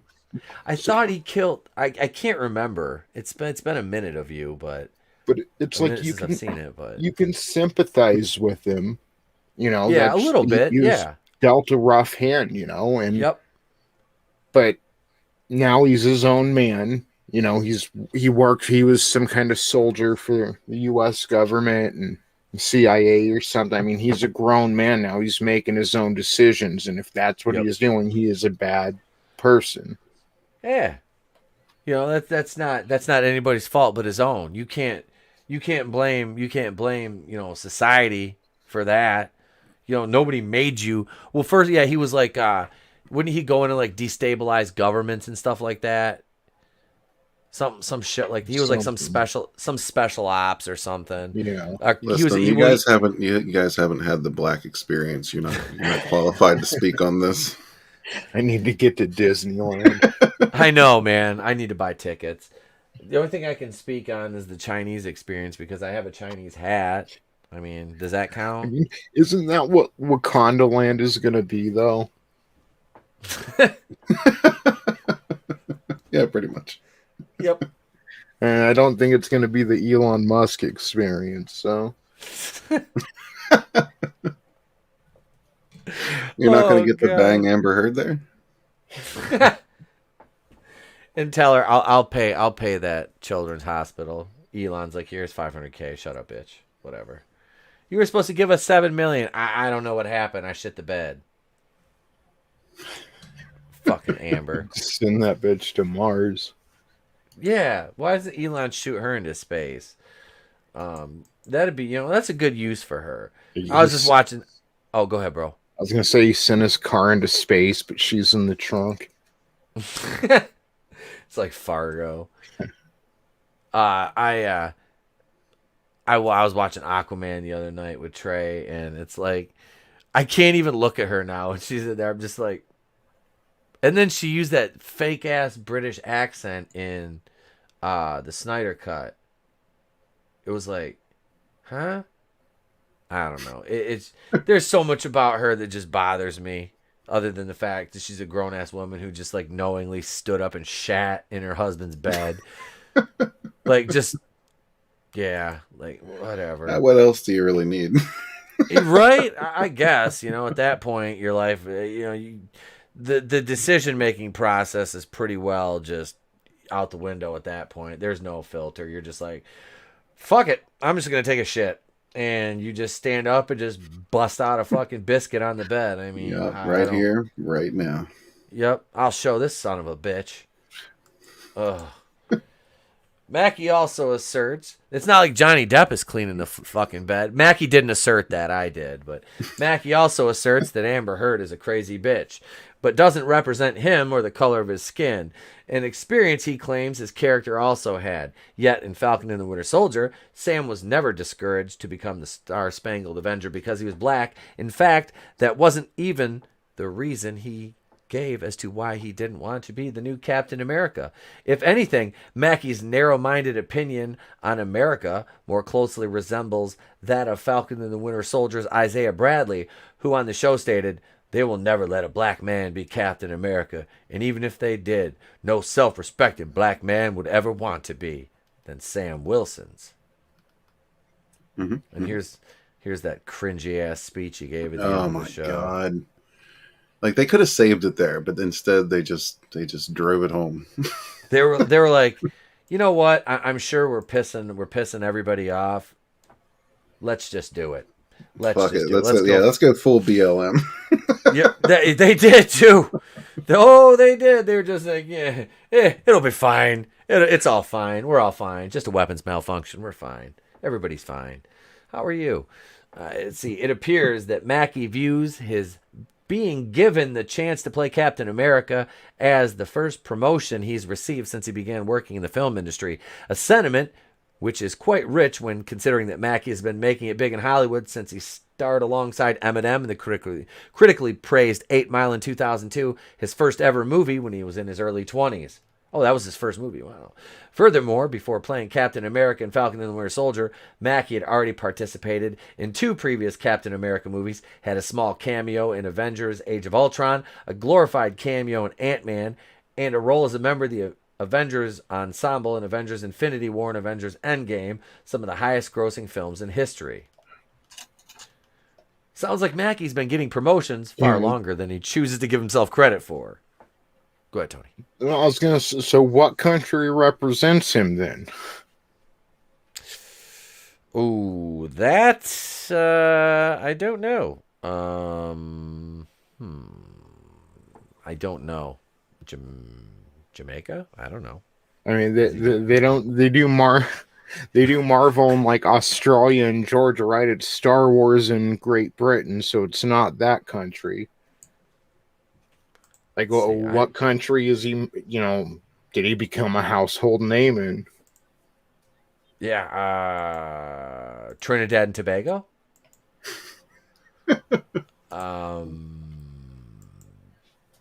I have no idea.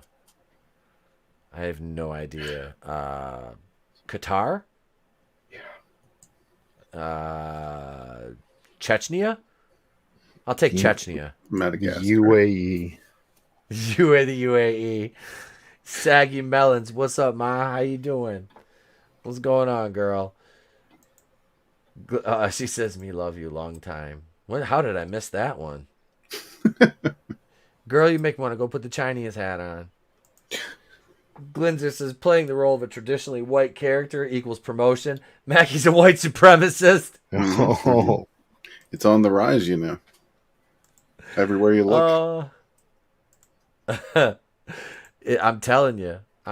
You're at work. I'm sorry. I am sorry. I'm not. I'm stoned and I'm streaming right now. And we're talking about Anthony Mackie being a white supremacist. Shit, he might as well be Clayton Bigsby. Well, damn.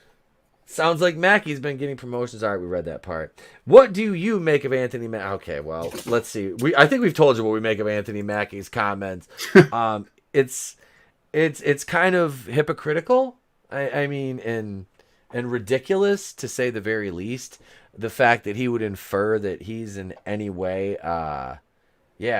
just this is like you said, Red. It just sounds like it's his own self-doubt, and insecurity that are kind of like speaking here for him, I guess. Yeah, well, and like Tony said too, that's a big part of the problem is a lot of black kids are brought up being told this constantly, day in and day out, that they're not ever going to become anything because it's a white man's world and blah, blah, blah, and this and that. And, this country isn't for you. It doesn't represent you. It's all bullshit. It's all bullshit.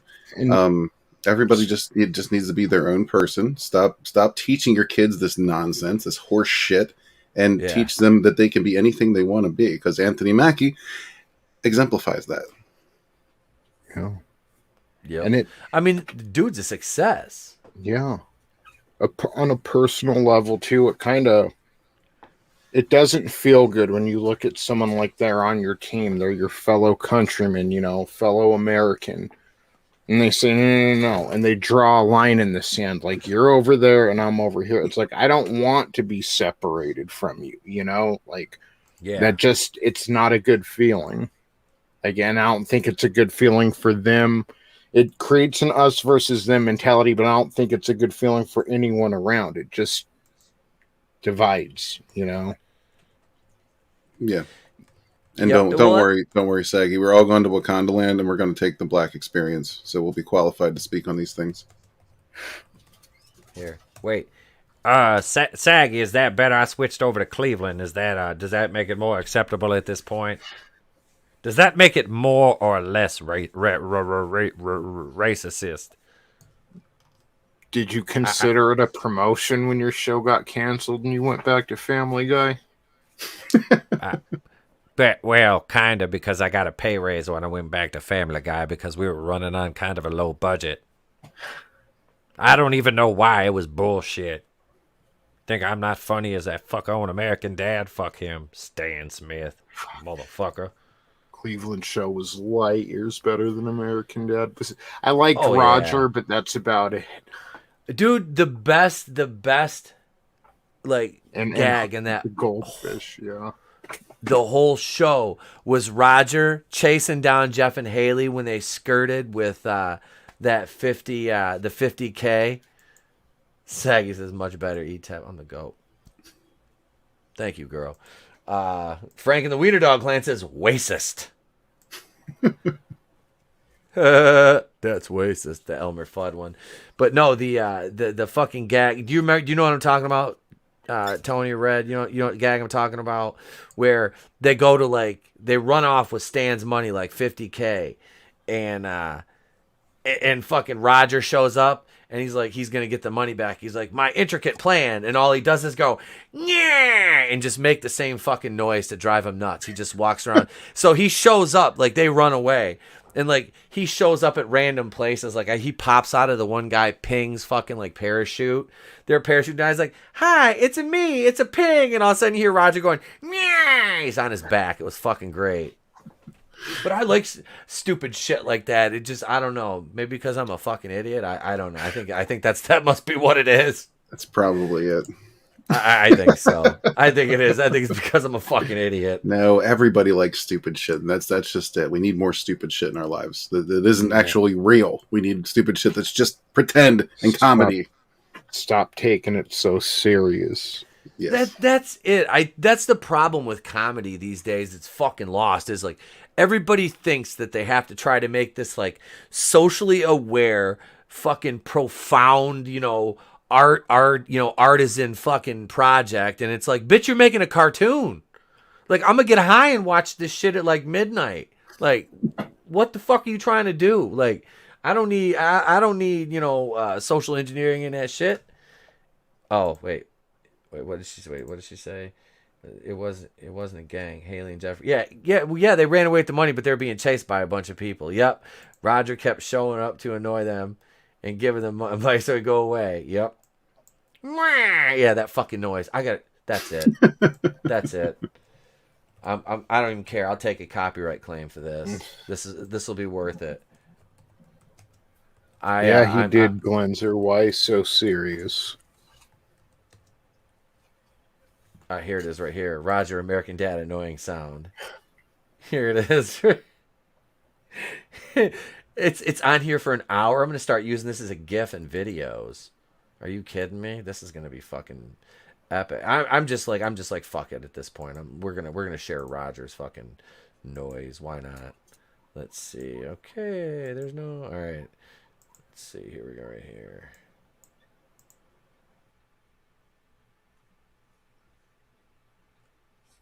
To find a stoned loser, I must become a stoned loser. Watch and learn. Wait, I can't. Okay. Don't feel any. Ah! Very well then. Oh, here it is.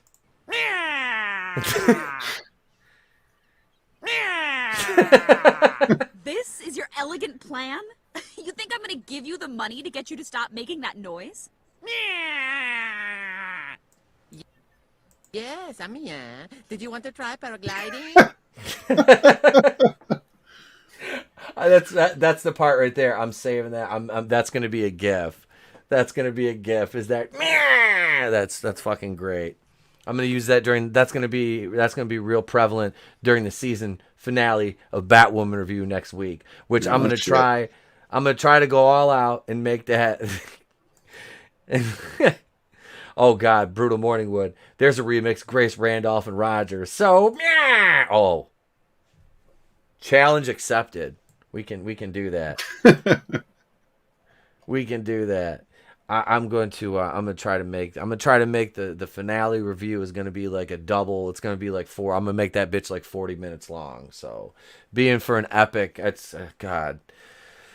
That'll be about 12 hours of production time. So I bet that better cross 1,000 views, or I'm gonna gouge my fucking eyes out with a spoon like that fat guy, like Circe Sionis did to that fat guy. Yeah, but yeah, man. That fucking that's like the one. There's, like you said, just there's characters like the Klaus the Goldfish and Roger are hilarious, but like I do like Steve because Scott Grimes that plays him is on the Orville and he is fucking hilarious. He is hilarious. Hate Steve. Like he's one of the reasons I hate American Dad, dude. Like I only like him in so much more stories.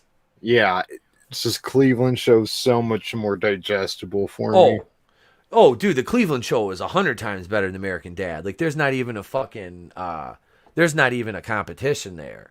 The Cleveland show is hilarious. Like, you look at just the main characters, like Cleveland, Tim the Bear, Lester, the little guy Holt. Who is that? Jason Sudeikis that plays him, and Turry. And Turry, I can't remember who plays Turry, but we work for Waterman Cable. Turry. We better not drink in the Waterman Cable van, Turry. The fucking Frap Friday was the best, though. It's Frap Friday. That's a Friday when you get fraps. Donna, what are you doing? It's Tori. We just went and got fraps, Donna. I swear. I've just went off the rails. You know what? Let's just fucking do this, and I'll get another article or some shit. Right? Wait a second. Are we? No, wait. No, my friends. No, we got to do something else. Where is it at? Here it is right here. It's time for just a headline. Help your fucking ass! I want you off the fucking set! It's not my Luke Skywalker. Hey, no, don't just be sorry. Please, for one fucking second. All right, so we were talking about Amber Turd earlier, and I found the GIF for just the headlines. I'm so proud of myself. It's right there next to the holy shit news one. Good for you. You know what? It's like I forget where shit is. Well, there's like 100 different clips on here, and I don't even remember where they all are. And I'm just like, Are you fucking high? yeah. Yeah. So the first headline we have this evening, ladies and gents, speaking of shit in the bed, Amber Heard's new movie flops, has only earned $36,000 so far globally. And that movie is called Gully. And that comes to us from We Got This Covered. Apparently this movie came out in 2019, but was shelved for the last 2 years. Obviously the pandemic played a role in that last year. Other than that, it just sounds like it's an incredible shit pile that nobody wants to fucking watch. Kind of like anything with Amber Heard, but yeah. So this is fun. This is fun. Amber Heard's movie is literally shitting the bed just like her. So it's brilliant foreshadowing. Gully. Didn't Tom Hanks already make that? Gully. It just sounds like a super fun watch. It does. Are we talking about her Fern Gully or? Well, I mean, I guess that depends if she's washed herself or not. She doesn't strike me as somebody who would be have very good hygiene, honestly. I don't know. Well, what. I never really used to question it, but I mean, after that bed incident just changed everything. Like, you live in that house too. Like, yeah, you sleep in that bed. Yeah, like, who are you really punishing? Like, just so many questions. So many questions. And this is why fucking Hollywood people are just weird. Frank in the Shawhan Wiener Dog Clan says her furless horseman. Brutal Morningwood, only ferns? Yes, Keely, that describes her to a T. No Turner worth all that. No tuna worth all that. No, hell God, no. no. Hell no. God, no. And that's the thing is, like, she's like I said, she's dollar store, like Dollar General Scarlett Johansson. It's like, yeah, not even that. Yeah, like, I mean, like, maybe like Ollie's ScarJo. Like, you would buy her on a shelf at like a Publix or something. I don't know. That's that's a tough one. I'd say she's more dollar store, maybe Margot Robbie. Okay. I think you're giving her too much credit with even putting her in the same realm. Yeah, Margot Robbie, because Margot Robbie's another one. It's like, she's hot as hell, but like acting wise, it's like, is she though? Is she though? Big Lots. Yeah, dude. I've actually bought some like good action figures at Big Lots. You just odd little finds. There used to be one like right by my house. I miss that. I miss Big Lots. I got a few Big Lots around here and Ollie's. I miss conveniences. That's what I miss. Where I fucking live now, I miss conveniences. But yeah, Amber's out there. This movie's not making money. It's out there, but it's not making money. Headline number 2. Oh, go ahead. I was going to say, I've never heard of this movie until right now. Until you sent me the outline. I was like, what the fuck is Gully? That could be part of the reason why it's not making any money. Nobody knows it exists. Yeah, nobody knows what the fuck it is. Tony, have you ever heard of that? Okay. I'll take that as a no. He said no comment. He's invoking his Fifth Amendment. Damn, this ain't a grand jury, bro. We're good. Let's see. Let's go to the next one here on the list. This comes to us from Screen Rant. Mandalorian's retcons make the original trilogy a weird watch. Well, I don't care about the Mandalorian. I just disagree with that statement. It doesn't make sense. I would never judge the original trilogy based upon something new. I would say the original trilogy makes the Mandalorian's retcons weird. Mm-hmm. Just turn that right around, because that's where it belongs. Yeah. Yep. Yeah, that's the nothing can diminish my the esteem that I hold the original trilogy in. Yeah. Nothing. How about established Star Wars lore makes the writer's choices for the Mandalorian questionable? Yeah. Yep. How about that Screen Rant? The Mandalorian is mediocre in my opinion. I mean, it's not. It's what a lot of people say. It's not bad. It's just we've had so much bad stuff that this isn't as bad. Mm-hmm. You know? You're right. Yeah, that's about what it is. Yeah, they've conditioned us to be thrilled and excited about mediocre now. And that's it. The first season of The Mandalorian was well better than the second. I do think that even though you got more character reveals in the second season, but with the second season, all those new characters, all it was Disney going, oh, look, this is going to get a show, and they're going to get a show, and they're going to get a show. It was like a feeder factory for spinoffs, Yeah. It's the teat that all the puppies are suckling off of, they're all fighting over it, to get their spinoff. And it's like, we are going to ruin the show. You're cutting off the show's nose to spite its face. Or if you're Michael Scott, Spider Face. But I hated that. That's one thing I hated about the second season. And then obviously the Gina Carano stuff. That's what really finally was the final nail in the coffin for me with Star Wars was the Gina Carano shit. And just the blatant disrespect to the fans continuously. It's like, fuck them at this point. I'm not going to watch the Book of Boba Fett. I'm not. It's like I said, man, it's like all these people that are like, I'm done with Star Wars. I'm done with Star Wars. I'm going to review The Bad Batch. It's like, they you're done? hate you.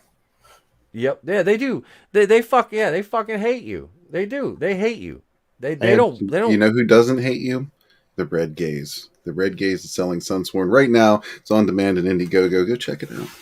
Yeah.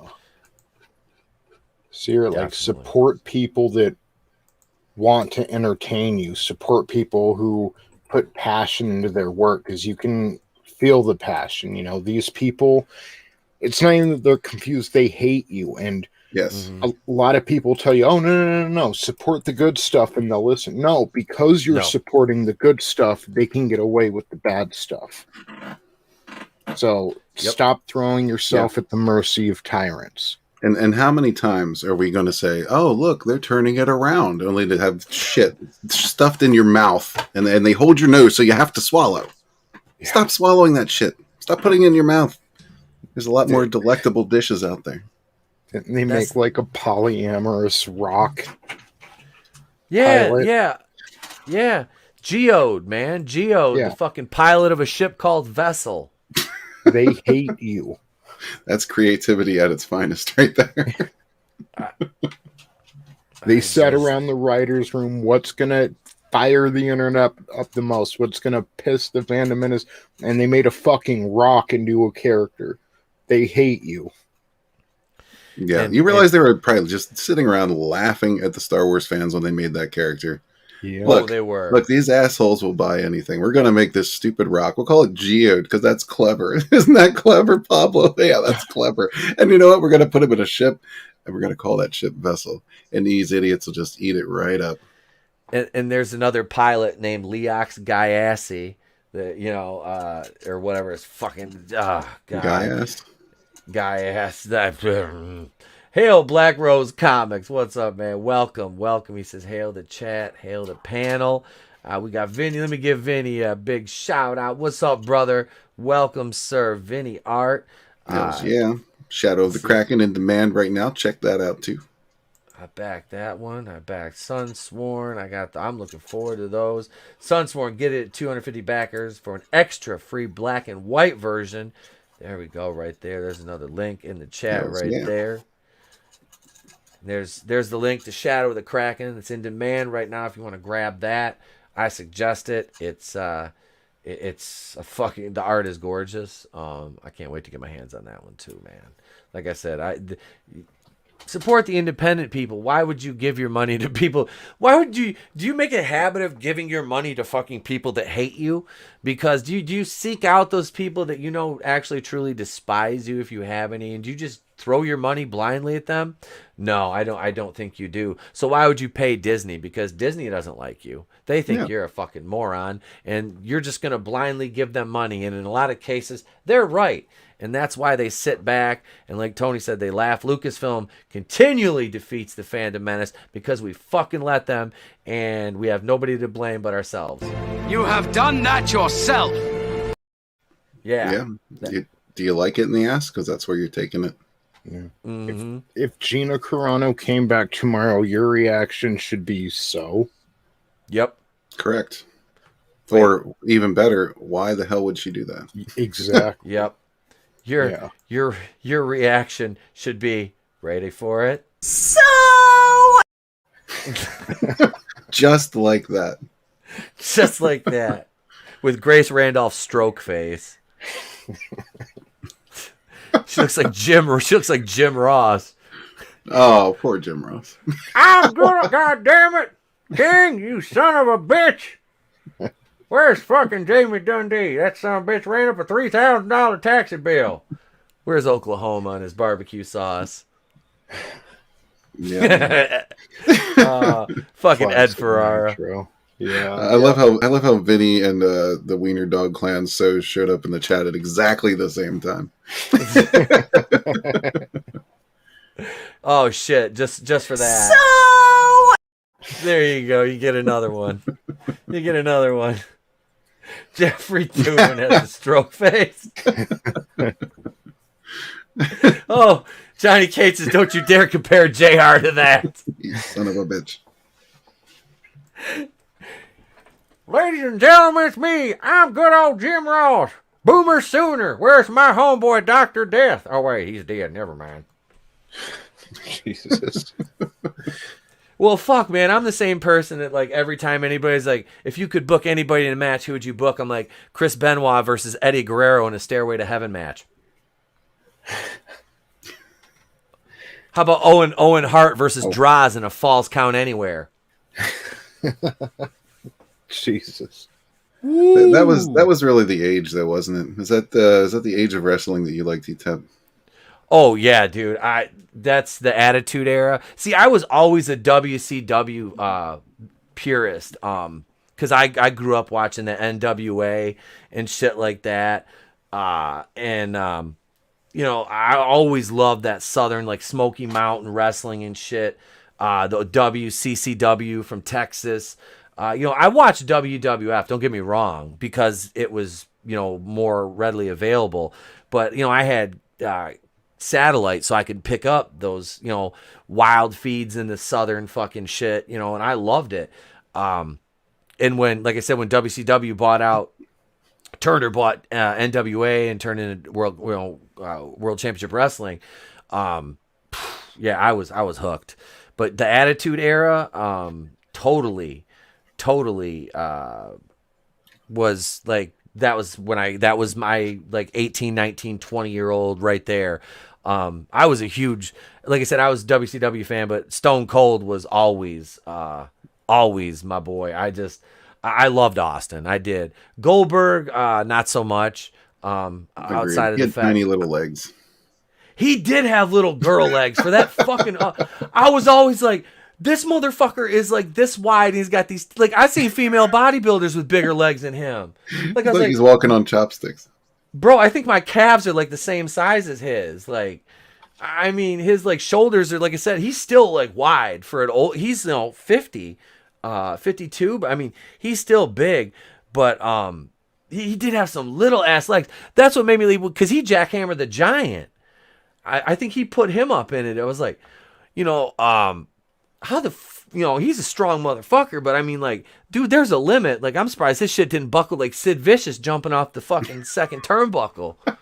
He's just, for me, he's always been kind of a douche. Like, when he came into when he started becoming known in the business, it just felt like WCW's answer to Steve Austin in a lot of ways.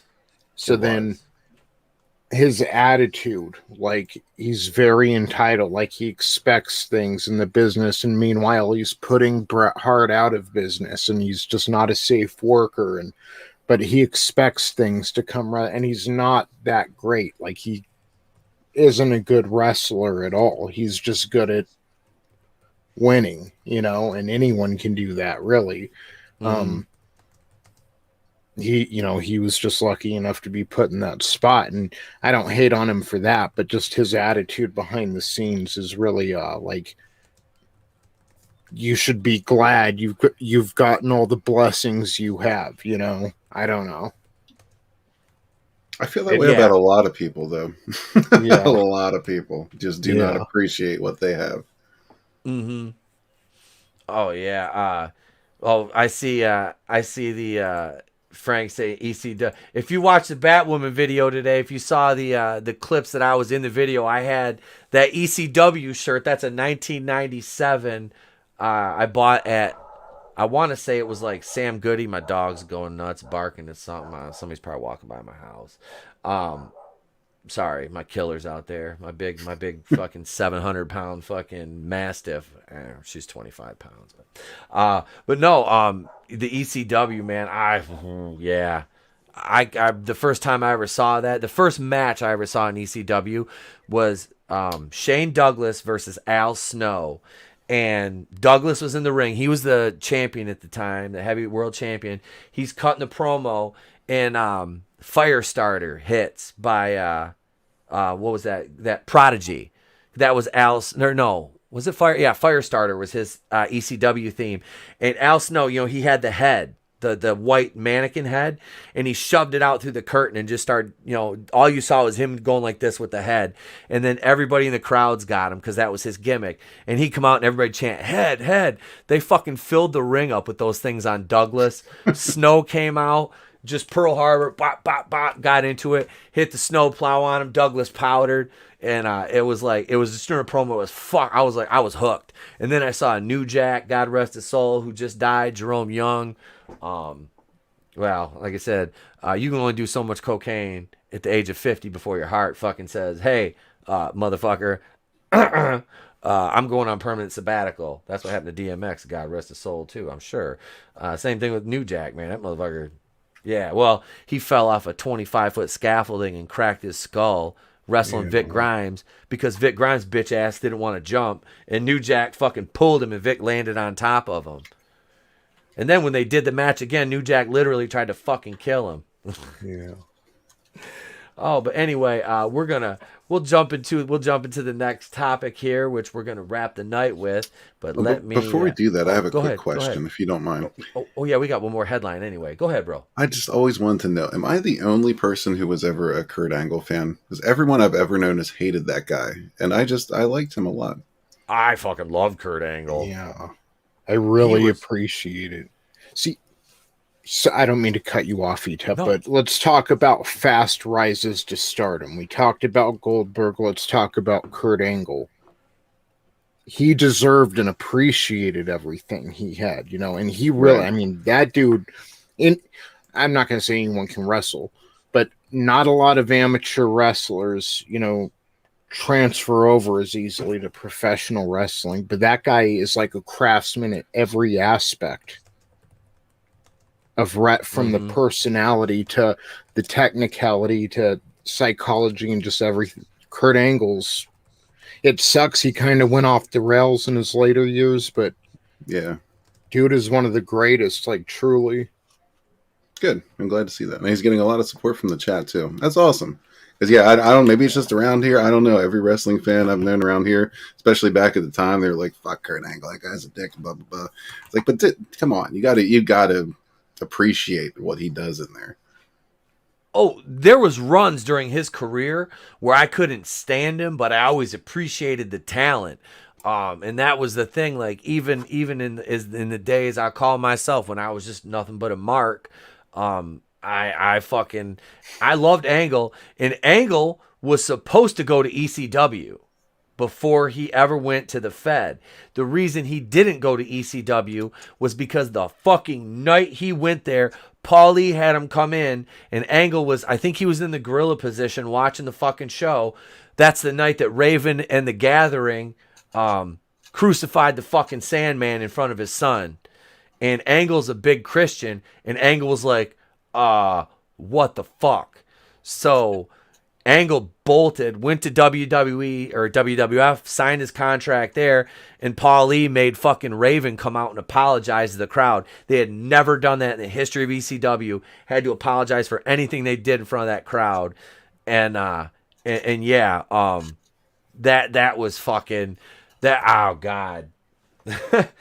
That was crazy. Like they literally fucking crucified the Sandman, and his son, like Raven had Sandman's son turn against him. He was a little kid, and I've met the Sandman. He's somebody who I used to love watching. I just said it in the chat. I used to love watching hardcore matches until I got in the fucking business, and I was in a couple kind of hardcore style matches. Now we weren't allowed to get color or anything like that in the venue I worked at. The last company I was with, IWE, we weren't supposed to bleed there. That Heyman cared about money, Johnny. That was it. It was strictly money with him. Yeah. That's all he cared about, because he was losing Kurt Angle. And he knew Angle was a huge fucking draw, because that was coming off winning the gold medal with a broken freaking neck. But no, man, Angle was greatness. Yeah, like Tony said, he went off the rails later in his career. But yeah, his career was brilliant. Yeah, they should have never put. I understand about passing the torch, like Glinzer said. Angle losing to Corbin at WrestleMania was BS. Yeah, I do. I understand giving guys the rub and putting them over, but at the same time, you got to do it right. And there's some guys that it's like the vets are supposed to. I'm not gonna lie, I wouldn't just put anybody over. No, if you're trying to build me up, because like we were the top heels, even before we had the titles, we were the top fucking heel tag team. We were the top heels in the company. We had the most heat, and I'm not just saying that to fucking blah, blah, blah, because I was in the... No. Literally, we were more over than anybody on the card. People fucking hated us, tell us, fuck you, we walk out, but then they would buy our fucking $20 t-shirts and sit there and pay for fucking autographed pictures and trading cards. So we were heels. Like, I was sitting there, and I mean, literally, we're working in my hometown, and I'm calling these, well, I didn't live there anymore, but I'm calling these people just like, dumb rednecks. I'm like, your fucking family tree looks like a telephone pole. Your family gene pool doesn't have a filter. I'm like, if I had $1 for every tooth in this room, I'd have a nickel, just shit like that. Just brutal. And, just basically roasting people on the mic. Like, and yeah, it was fun, man. But then, like I said, they come over and they want your autograph and shake your hand, take a picture, and fuck you, can buy a t-shirt too. And they buy a t-shirt, Sometimes I would, they'd be like, come over, hey, can I have an autograph? Yeah. I'm like, you want to buy a t-shirt? Oh, yeah. I'm like, yeah, you are here. Your money, man. You can buy a t-shirt? I'll go heel on him a little bit. You can buy a t-shirt. Oh, yeah, it's a good idea. You're right, it is. How's your wife? How you doing? What's up, Ma? Oh, we had a lot of that, man. Me and my tag partner, because we were both in really good shape. We had a lot, and like I said, we were the older cats in the locker room. So we were, we weren't these little, the little boys running around like 21, 22 out playing Pokemon Go. So that shit.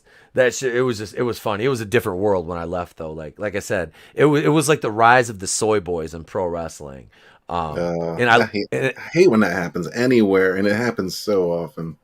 And I look at the guys that are on the roster that I used to be on now, and there's a lot of fucking soy boys on there. Like, I mean, dude, like, okay, so never mind. That's dirty laundry. Never mind. But there's so many just, and it's sad, dude. Like when I got into the business, and it was only like 2008, but there was still like, it was the business for alpha males. That was it. And I mean, you had some guys that, come through. They were kind of soft when they got in, but being in the business for a couple years, that it can toughen you up. And, yeah, that's the goal for these guys. It should be like be in the business, you know, toughen up a little bit, and you know, it's now they're just it's cringe. A lot of these guys are just cringy, fucking, just weirdos. And they're little SJWs, and no, the AEW roster, yeah, that's full of just. I'm sorry, those are just they're a bunch. That roster is full of just betas. It is full of a lot of them, man. I'm just like, I ain't got nothing to lose, you know. I do. I look at these guys and I'm like, you motherfuckers could you couldn't work. They couldn't have worked. These younger cats, I mean, 20, 30 years ago, wouldn't fucking. That's how I laugh at all this little flippy shit. Get the fuck out of here. Work a fucking match. Don't come out in the 2 spot on the card and start doing the fucking main event guys' fucking finishers. And then, because then everybody else in the card has to fucking take it up a notch because you wanted to fucking try to get on fucking Meltzer's fucking list. And Meltzer's a piece of fucking shit.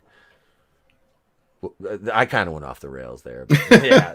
That's okay. You know, Keely Chow wants to see you wrestle Jeremy. Jeremy from Geeks and Gamers? Yep. Why would I hurt that little fella? I'm just a $60 guy with a webcam in a pool house making videos. Play Mario Kart. Why would I want to hurt Jeremy? I don't dislike Jeremy. It'd be fun if I could teach him a little bit. I just described the Young Bucks. You know, I wasn't gonna say it, but yeah, they're little beta bitches. The Young Bucks are. So this is the Supergirl we're getting right here. This is like I said, I don't know if you guys did I send Red, I don't know if I sent you the meme or not. No, I didn't get the meme. I hang on, I'll pull it up on Facebook. But she's worm infested. Yeah. This is a odd looking choice for CGI abs. And her doesn't her, like I said, I made the meme I think I made is like it's pretty spot on for her. But God, man, this is what the fuck? Like, I know it's a different Supergirl. I understand it's a different variation. But they didn't even do that variation credit. No, like, not at all. Why do they have to make feminine characters look like fucking dudes? Like, she belongs in the AEW roster. Good to see Tobey Maguire getting work again. She looks like a 90s kid, you know? Yep. Wait, where's this one? Mario Lopez is Supergirl? Like not just a 90s, like a 90s dude, you know, with this skateboard and his good. Yeah. That's Joey Lawrence right there. Whoa. Yeah. She looks like a Dr. Seuss character to me. And where are her tits? Why'd they have to smash her tits like that? Well, they don't want these girls to look feminine, man. Here's the other image right here. This is Hacksaw. I saw Hacksaw live, man. He was he's fun. Hacksaw is fun. Yeah. Here's my take on it right here. That's what I thought it looked like. Oh no. I was like, it looks like Oliver Fudd. I was like, why is Supergirl out here ready to crown somebody? Damn, that's pretty damn close. Right? And horrifying. It's spot on though. Plus Oliver Platt is in, I'm watching Fargo, the TV show, and Oliver Platt is in it, and I was like, damn, that bitch looks like Oliver Platt. I'm like, what the fuck? So he was right there, like relevant in my cerebral cortex. I'm like, Oliver Platt, bam, meme. Like that's what it is. It's Oliver fucking Platt. This is a terrible wow. Like I don't. Whew. Yeah. Why of all the directions they could have went, they couldn't do the character justice. They had to do that. They had to 2021 it up. Apparently, yeah. Let's see. Rather disappointing. You know, we were laughing at Avatar 2, but at this point, like, you know, I'm not saying I'm looking forward to it, but I bet there's not a bunch of this shit in it. Like, this is just weird. Like, it's weird. Like, I know they're going to add her cape on. They'll fix that in post. She looks like a villain, like from the neck up. It's just she's wearing something super, man, you know. Yeah. But she looks like she like Hela or something from Thor. And she looks like a villain. Well, they got her looking dumpy, man, because like they stuff Yeah. shoulder pads in there like that. I mean, most of that is not her body impression at all. Yeah. No. Just a lot of padding and foam and nonsense. Yep. Yeah, that's right, Frank. Fix it in post, Nick. Fix it in post, Nick. Oh yeah, Nick hates that. He hears that shit in his sleep. I think like it's weird because the actress is not. She's not a terrible looking woman. No, not at all. But they just until they got a hold of her. Yeah. Hey, you're a beautiful, talented young woman. How would you like to dumb yourself down as much as possible? Look like absolutely almost like you're transgender, and yeah, we'll call you Supergirl. Fuck it, hire me. You know, like, yeah. I don't understand. Like why do they insist on why? And it's not even that she looks masculine; it looks like androgynous to me. You know what I mean? Yeah, like Ezra Miller, but a little chunkier. She's a little thicker than Ezra Miller. It's just it's weird. It's gross and it's weird and it's unnecessary. Everything they do is unnecessary. This is why the indies must rise. Right. I literally think they tried to like copy it. Almost looks like a DC version of Captain Marvel. Yeah, you're not wrong about that. It is. It's like you could be our Captain Marvel, you know. It's like Tom Hiddleston and Ezra Miller had a baby. Oh no. Parrot Head, if you're listening, I expect a meme in my inbox within the hour.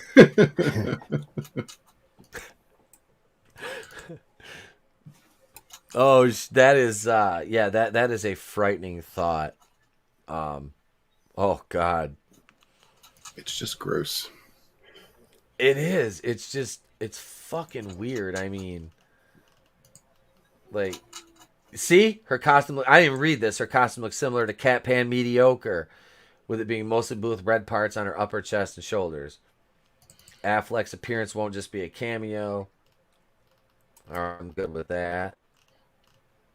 And that's apparently the end of the fucking article. Well, fuck you too, article.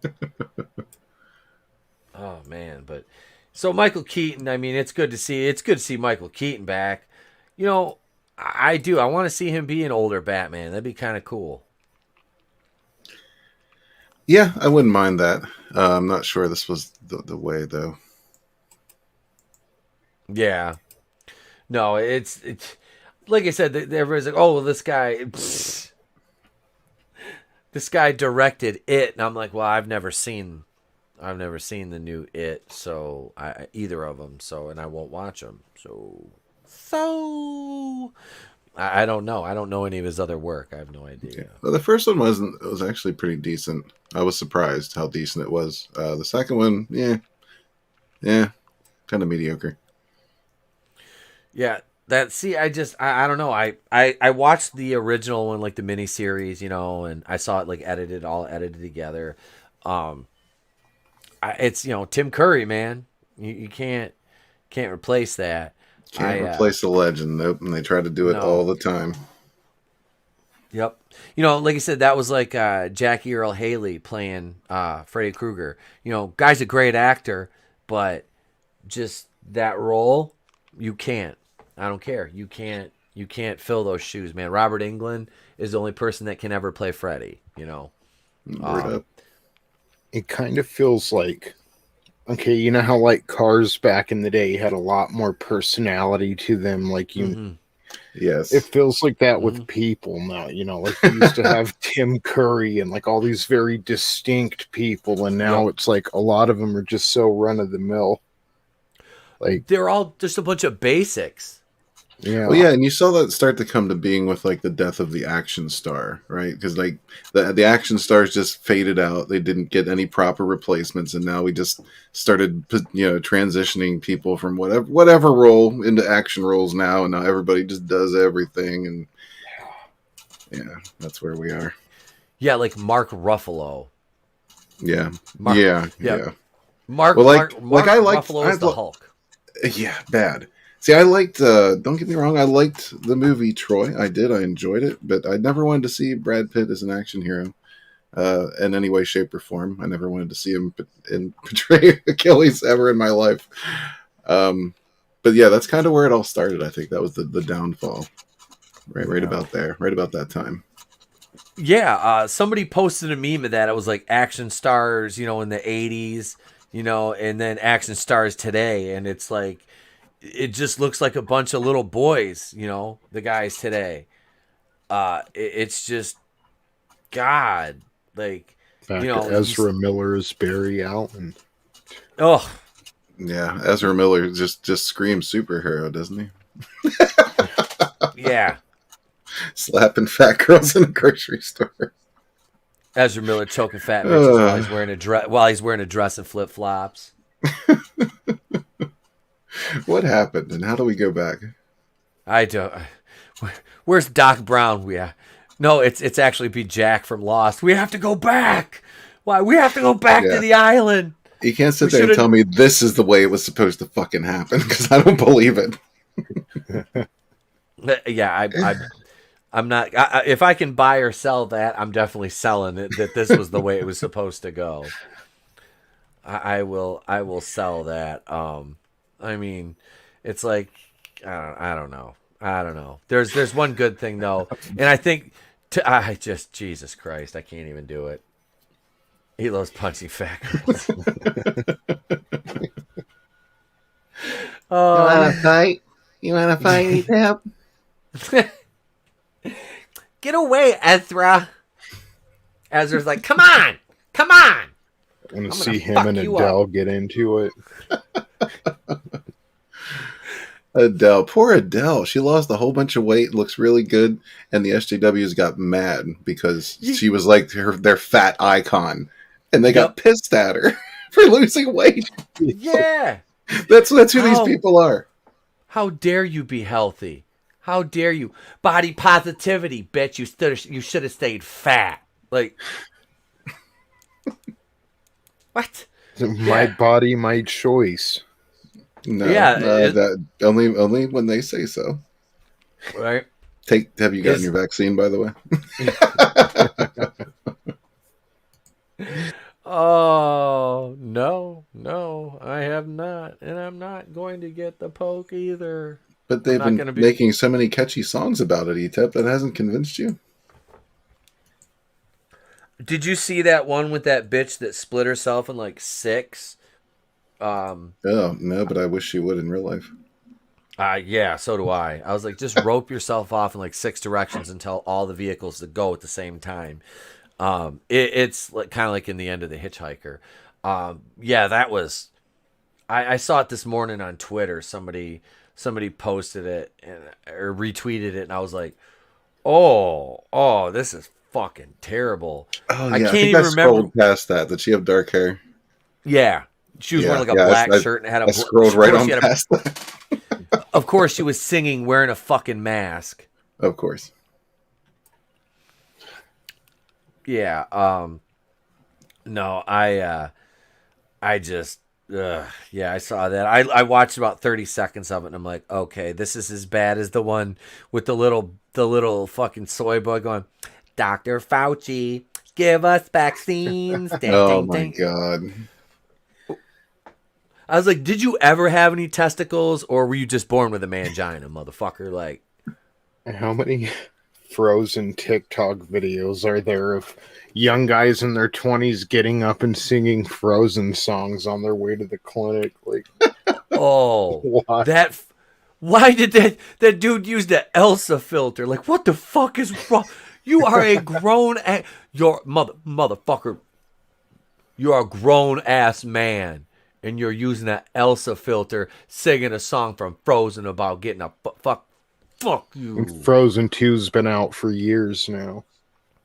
It came out like 2 years ago. I'm just kidding. Why do you still have that filter on your phone, motherfucker? Why? Yeah, definitely not a cult. No, not at all. We're everybody who doesn't accept the hive mind is the problem. That's the problem. If you don't want to sing fucking songs and wear fruity ass filters, then you can't sit at our lunch table. I'm sorry. Well, that's a damn shame. If you've never used an Elsa filter and sang songs for fucking Frozen 2 about getting a shot, then you're not living right. You're not living your best fucking life. You're not living your truth. Who the fuck wakes up and thinks like that? Who the fuck is thinking like I want to literally like meet one of these people. I do. I just want to sit there and just be like, you're so stupid and ugly. You could be a modern art masterpiece. Like, can I take you home and put you in a glass case like a butterfly? Like, you're so ugly. You're beautiful. I don't understand your weird, insane thinking. I'm gonna study you under a microscope probably. I'll probably do a lobotomy or two on you, but it's all right. Well, I mean, I don't do that. Well, see, that's where we disagree. I don't find anything about these fucking people beautiful. I think they're all disgusting. They should all be... Never mind. I'll just stop there. They should all just get their shot, but in a different sense. Right. Hey, out back of the gulag, we take the dissidents. Wait, I can do it right there because the hat's right here. Hang on a second. Hang on. Hello, comrades. Here's a fucking hair on here. Is me, Yuri Grabovich from Communist United News Transmission Service, bringing you government-sanctioned propaganda. I mean, news. Is that what I'm supposed to say? News and information, not at all scripted out stories where the outcome is favoring government. I'm sorry. I mean, favoring you, our people. Now, the weather. Our weather. It's not your weather, comrade. It's our weather. I need to do another Yuri Grabovich video. Grabovich with my comrade Ivan Toucher Tits. That's flipped out if you haven't seen that, it's over on Flip's channel, I think. No, I haven't seen that. Oh, you never seen our Russian news thing we did? I have not. Oh, dude, I'll send you the link. It was a lot of fun. I wanted to do. We had another one planned and it just never worked out. But hey, we're doing a show, which we're probably gonna wrap up. It's about 10:48 Eastern. We've been going for almost 2:20, so I think it's about time to wrap up. Man, the chat, you guys have been awesome this night. Glinzer says Moscow and the Hudson starring ETEP. Yes, that's right, comrade. If you want, I can also play Russian Jew, or just Jews. God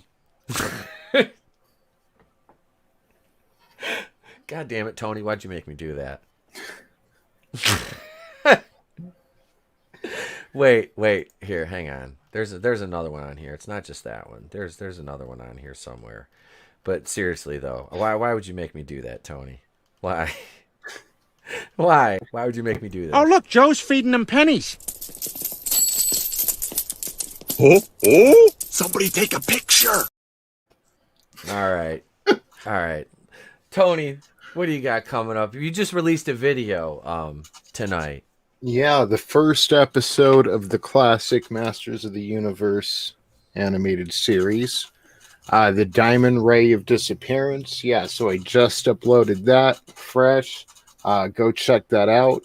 Go subscribe to the Clown World Review. I got a bunch of other stuff on there. I got a bunch of other stuff on the way, including season 2 of Teenage Mutant Ninja Turtles coming soon. So, yeah, go like it. And if you are subbed, go unsub and then sub again or something. I don't know. Or start sock puppet accounts and just subscribe to them too. I don't care. Just do it. Just subscribe to Tony if you're not. Yes. How could you say no to that face? Right?